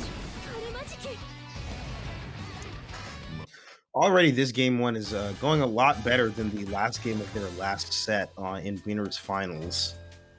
Well, starting with the Kouma instead of the Roa. Yeah. I would say, I suppose that's fair if they view Roa as being more stable and want to kind of lean on that after like kind of the beginning of it. We'll kind of see how this ends up playing out here right now. It doesn't look like OmniSScythe is trying to change characters, so I believe they might just be taking a moment to either figure out how they want to go about the next part of the set or something else. Or could be discussing internet for all we know. No idea. Yeah, usually for tourneys, I like to not look at the Discord and see what they're talking about. I just want to see clean action. Yeah.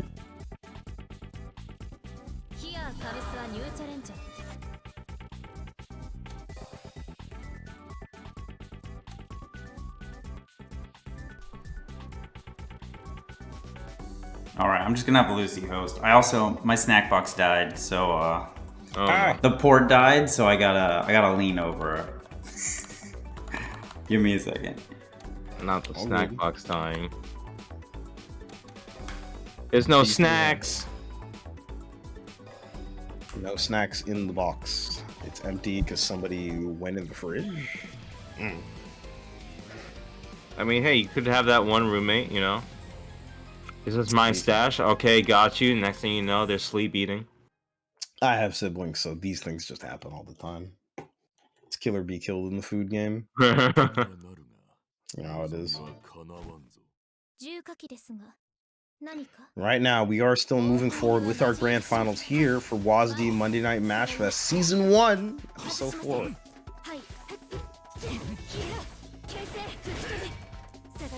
Okay, Rekka interacting with Kouma JC. Wake up 2C. If I'm OmniSScythe, it is time to frame trap. Another charged wake up 2C right there. OmniSScythe very aware of it, looks like, and they just kind of backed off and get punished accordingly. 6C. Oh, it's a sequence. Lightning pops out, and just staying at a very far spacing that Kouma can't really, like, contest with at that point there. Yeah. While Koma's run speed is pretty decent, like once it gets started, you got to remember that the acceleration still takes a little bit of time to kick in. So at certain spacings, you can deal with it. However, that is in Rekka range, so that Rekka will end up connecting there. Misses the ender here, but gets a JC instead. I also want to point out, as Omni is like trying to be preemptive with the gunshot, so that way Lucy doesn't get in. Lucy's also finding the ranges where she can just super jump C in, and like it's getting Omni kind of like tunnel vision. Yeah, it can be kind of difficult to sort of deal with it, right? Because you're like, I really don't want to let this character get in. If he gets in, that's his win condition, and then I'm screwed over. And so you look very hard for either the jump or the dash in that got you last time, but then if you're wrong, you get hit, and sometimes your mental can kind of tank like that. You just have to be true to what you're doing and understand that you're just going to be wrong sometimes. Hey. JC connects right here. Another thing that heavy extension. Yeah. Another thing that I think Omni might kind of benefit with is just walking back and completely disengaging in certain situations, right? JC does have a pretty decent hitbox, but I think a backdash or something along those lines to kind of back off and place yourself a little bit better definitely lends to itself just sort of punishing afterwards. However, I love 2-2C. I love that button too. I'm not gonna lie. I know you're being sarcastic. 2A comes out right there. It's playful sarcasm, because at this point I'm just watching death and destruction. Yeah. Awesome. Ooh, okay, wait. Aaron blocked, but Omni didn't believe. If that had hit. Yeah. Hey, yo. Nice DP. And Lucy not having any moon to play with to get the pause button, so it works out for Omni. Still, Lucy with this interesting, like, just above life lead. There we go with the 5C, never mind. Alright, let's get this started here. Running. Okay, just a safe jump. Super safe jump, actually. Goes on Rekka, EX Lightning. And again, this is sort of that type of play that results when you really, really do not want to let that opponent get in. And now OmniSScythe is committing more to even just backing off entirely, which leads to that Rekka at least clashing. What? 236C from very far. Didn't get to cancel into Arc Drive soon enough, but manages to get a hit. Drops the combo, sadly. That's gonna be the Arc Drive, probably. Dude, I was about to joke like the Joker himself. I was gonna be like, yeah, the wasting of meter just for the Oki. You love to see it happen. Damn. And right now we are at 1-1 here. Oh, also shout outs to Boston Blue Beat for the raid. Appreciated very much. Hi, Mike. Hi, Mike.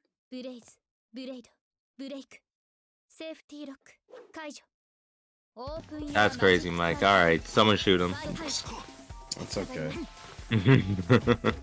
I don't have the sword. I can't do anything. I am powerless. A couple of 2As coming in right here, and this is just that standard Rekka pressure here. Just trying to stagger and prevent Lucy from getting her turn started. Combo drops. Almost got the dash under there. But now you're stuck in the corner. 2-4B. OTG confirm.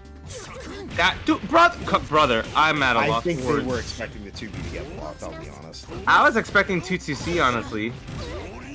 And OmniSScythe sticking out the 2C in that situation. Not going to be super good. Kouma's out of meter, but still, his meter was damage in the corner is pretty damn good. Hey! It's just enough for the 2-1-4C.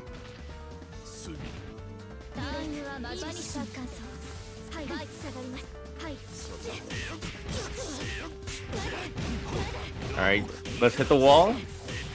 Never mind, I want you mid-screen. Yeah, just trying to go for the appropriate ender there. 2B right there in order to interrupt the dash up. This is 2B is a button. It's pretty dumb. I won't lie to you. I love it though, because it's dumb. How fast does it start? 7 I frames? have no idea. I just hit it. I'll be quite frank with you. Fair enough. Good response. I don't know, Data. I just hit you and the number gets big. What? Anyway, I'm a son. Not a lot.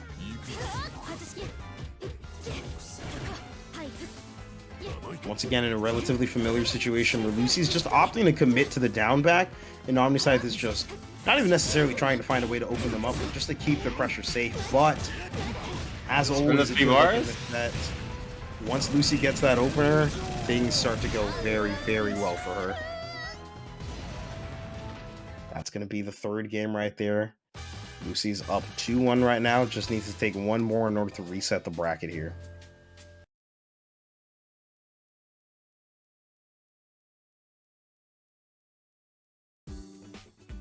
Crazy to think that Omni's the one in winner's side. Like you wouldn't see it if you're just coming in here and you're not looking at the little L next to Lucy. Yeah. And looks like OmniSScythe is going to switch characters. Not too sure what they would want to. Oh, they just changed color. They changed PCL color. That was it. Yeah, you don't have that. You know, like maybe you play a song during tournament and then it's like, man, the song fucked me up. This is the wrong song. I'm gonna play something else. There's times where like certain songs just doesn't feel like super good per se. Exactly. Call that shit the OST. Haha. All right. Okay. A.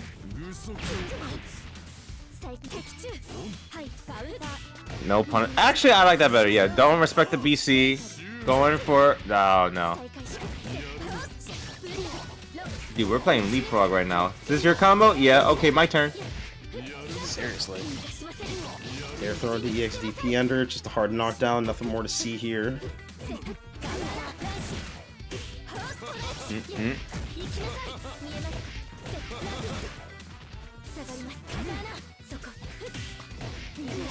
Door starting to come in from OmniSScythe. Maybe go for it again. Honestly, it could be the answer just to mix things up because Omni has been playing this very safe. Don't want to go in. Don't want to give Lucy the free in. I mean this with absolute sincerity, but if you've seen Lucy's matches like during the set, I would not want to get I would not want to be close to them whatsoever. No, understandably, but just having that mix of options, like, you know. I genuinely I do understand, and to an extent I do agree. The problem is just that, you know, PCL's dash up is not that quick, and Kouma has so many great buttons to stuff dash ups, like on reaction, like 2A and 2C. Then there's just 2C as well if they just really want to ball out. Yeah. So stuff like that can make it a little harder, but, you know, maybe mixing in IADs, for example, might make it, well, actually not against TV, but... Well, as if on cue. Just like something like that, or even like run up throw that we saw in the beginning of the first round. Just ways to open up Lucy and fit the damage, play a little bit more comfortably, knowing that you got the life lead. Blood Heat is out, and if you're a fan of Exerd, this is the equivalent of Danger Time right now. Oh my god, the second funny! The second funny! On the Blood Heat, so not going to be a lot of damage, but this is starting to even out the round right now. Okay. Oh, why with the drop? All right. At least the benefit is what? You expected the BC? Perhaps that's the only thing that I could think of. 1, 2, 3. Go for DP. What's the mix? The mix is that there is no mix. Now we're back to playing scared. I don't like this. I don't like this. 8 seconds left on the clock. This is going to be a timer situation if they can look for it. Heat comes out, however, timer is paused. The dive kick barely hits. OTG confirmed puts Lucy in the lead. They have to find a heat, but no! What? OmniSScythe is going to just hold that, I suppose. Okay.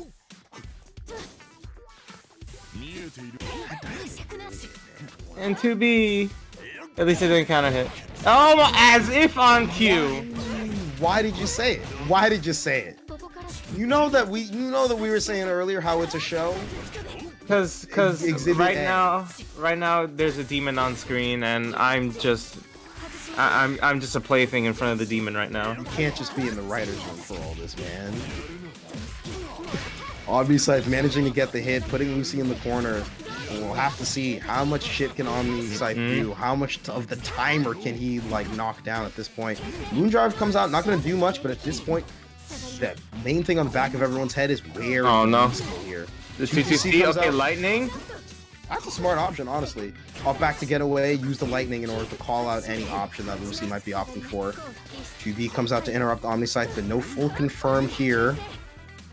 I feel like in this position, it's all right to go for gunshots, but at the same time, open. There we go. Okay, we bait the shield. Gonna build up enough meter for arc drive. This will kill. Okay. I just want to see like some dash up throws. Like as you said, there's a lot of buttons to think about, especially with that 2B that shuts down air dashes and dash-ins.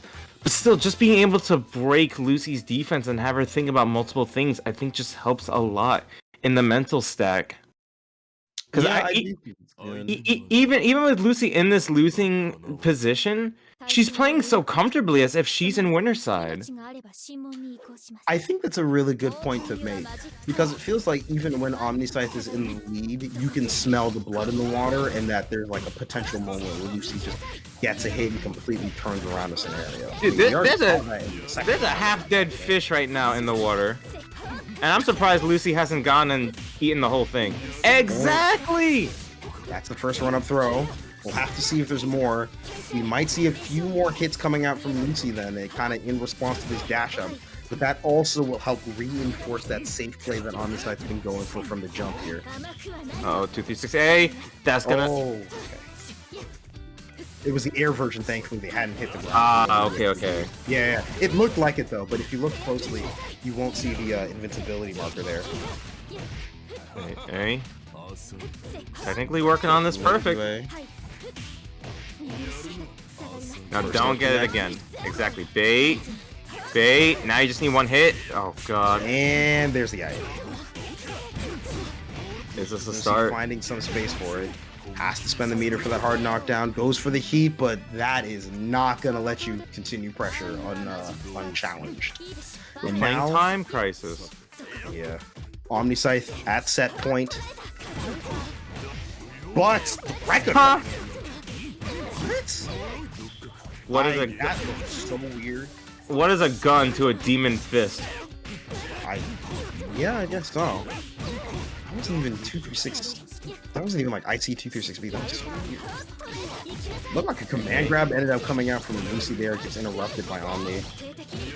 Probably gonna look for the safe heat here. Yep. Also the push to the health corner. Back. They really want to play accordingly to the life lead. I understand this here. Just had like almost no heat, so just spending it to spend it. Yeah. Also gets the hard knockdown. You get to stay away from Kouma as well. Put yourself in a good offensive position. I wonder if the heat's gonna come out from Lucy soon. They've got a lot of meter to play with. Timer hasn't ticked down a lot, but throw comes in, and this is where things get dicey. Shield comes out, that was punished accordingly. And the lightning for the photo finish right there. Damn. Dude, I felt like I just watched a reset. That set felt way longer than it actually was. But when all is said and done, OmniSScythe takes it 3-2. This is the first win Omni's had in a minute. They've been in the top 3 seat for a decent amount, I would say, yeah? They're very, very good, but I feel like they always just kind of like fall just short of that first place finish. I feel like the last weeks have been mostly Lunar, right? Yeah, Lunar has cleaned house since we started the ladder, to be honest. Yeah, and before this all started, it was Masoma for like a long time. Yes, long time, just cooking with the count. Masoma did so well that he hasn't joined the last few weeks, and he's still, I think, like top 5 on the ladder. Yeah. That's how much Masoma was cooking. Yeah. To kind of explain a little bit more on that, yes, there is indeed a league for this. Yes, you already hit the command. I don't even have to say it. It's fantastic. But there is a league. This season is still going on. This is the 4th tournament for this season so far. There's about 13 total. There is also going to be an LCQ. You have to make sure that you join, and correct me if I'm wrong, Imp. I believe that's 2 tournaments. Yeah. In order to be qualified. Sorry, not qualified, but in order to be available for that, or whatever the phrasing is specifically. So be sure to keep that in mind. All that being said, I don't know if you got any last things to talk about, Imp. We finished up the match. We finished up the matcherino. There's cool merch, but it's like 5 a.m. your time. So, I guess the main thing is just I want to plug Crossover Arc again. If any of you are in the tri-state area, March 24th through 26th, we're hosting just like a 3-day event with 6 main games. We're going to have Grand Blue, we're going to have Strive, we're going to have both Melties, so MBAC and Type Lumina. We're going to have Uni, and we're going to have KOF 15. All 6 of those main games are going to get $1,000 prize pool bonuses, plus matcherinos and entries, as usual. And then we have a bunch of side games. So we're going to have Exerd, we're going to have Pokemon Stadium, we're going to have Mbon, and we're going to have Beyblade. Like actual Beyblade, but you got to bring your own Beyblade. We're not going to provide them for you. I got the stadiums and everything all set already. So if you can make it, definitely come out. If you play Uni especially, that bracket is absolutely stacked. Yeah, there's like 36 dudes now, and Clear Lamp is like actively trying to come over here. Yeah, I think we have 40 people for Uni, and it's wild. It looks like the top cut at a major for Uni. Melty also looks pretty stacked. I think we got 30 something for them that so far. But yeah, in general, it'll be a great time. If you're in the area, you think you can make it, definitely sign up sooner rather than later. Prices will go up at the end of the month. So come March 1st, they'll go up. And we're not taking any walk-in competitors. So if you want to compete, you definitely have to pre-register. But if you want to just come by and spectate, you can spectate day of. But yeah, those are the big things for me. We have Grand Blue this week, Wednesday, 8 p.m. Eastern. Blaze Blue, I think Thursday, 8 p.m. Eastern, but don't quote me, that might get canceled. And then Sunday we have Uni at 5 p.m. Eastern.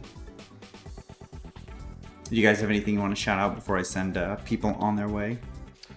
Just want to shout out Boston Blue Beat real quick. We've got our own brackets on Mondays.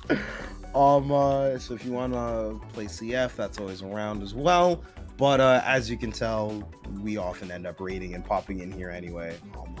It's definitely always a good time. We've also announced we've got our own regional coming up. It's in July though. Does not get in the way of Crossover Arc. Let's go.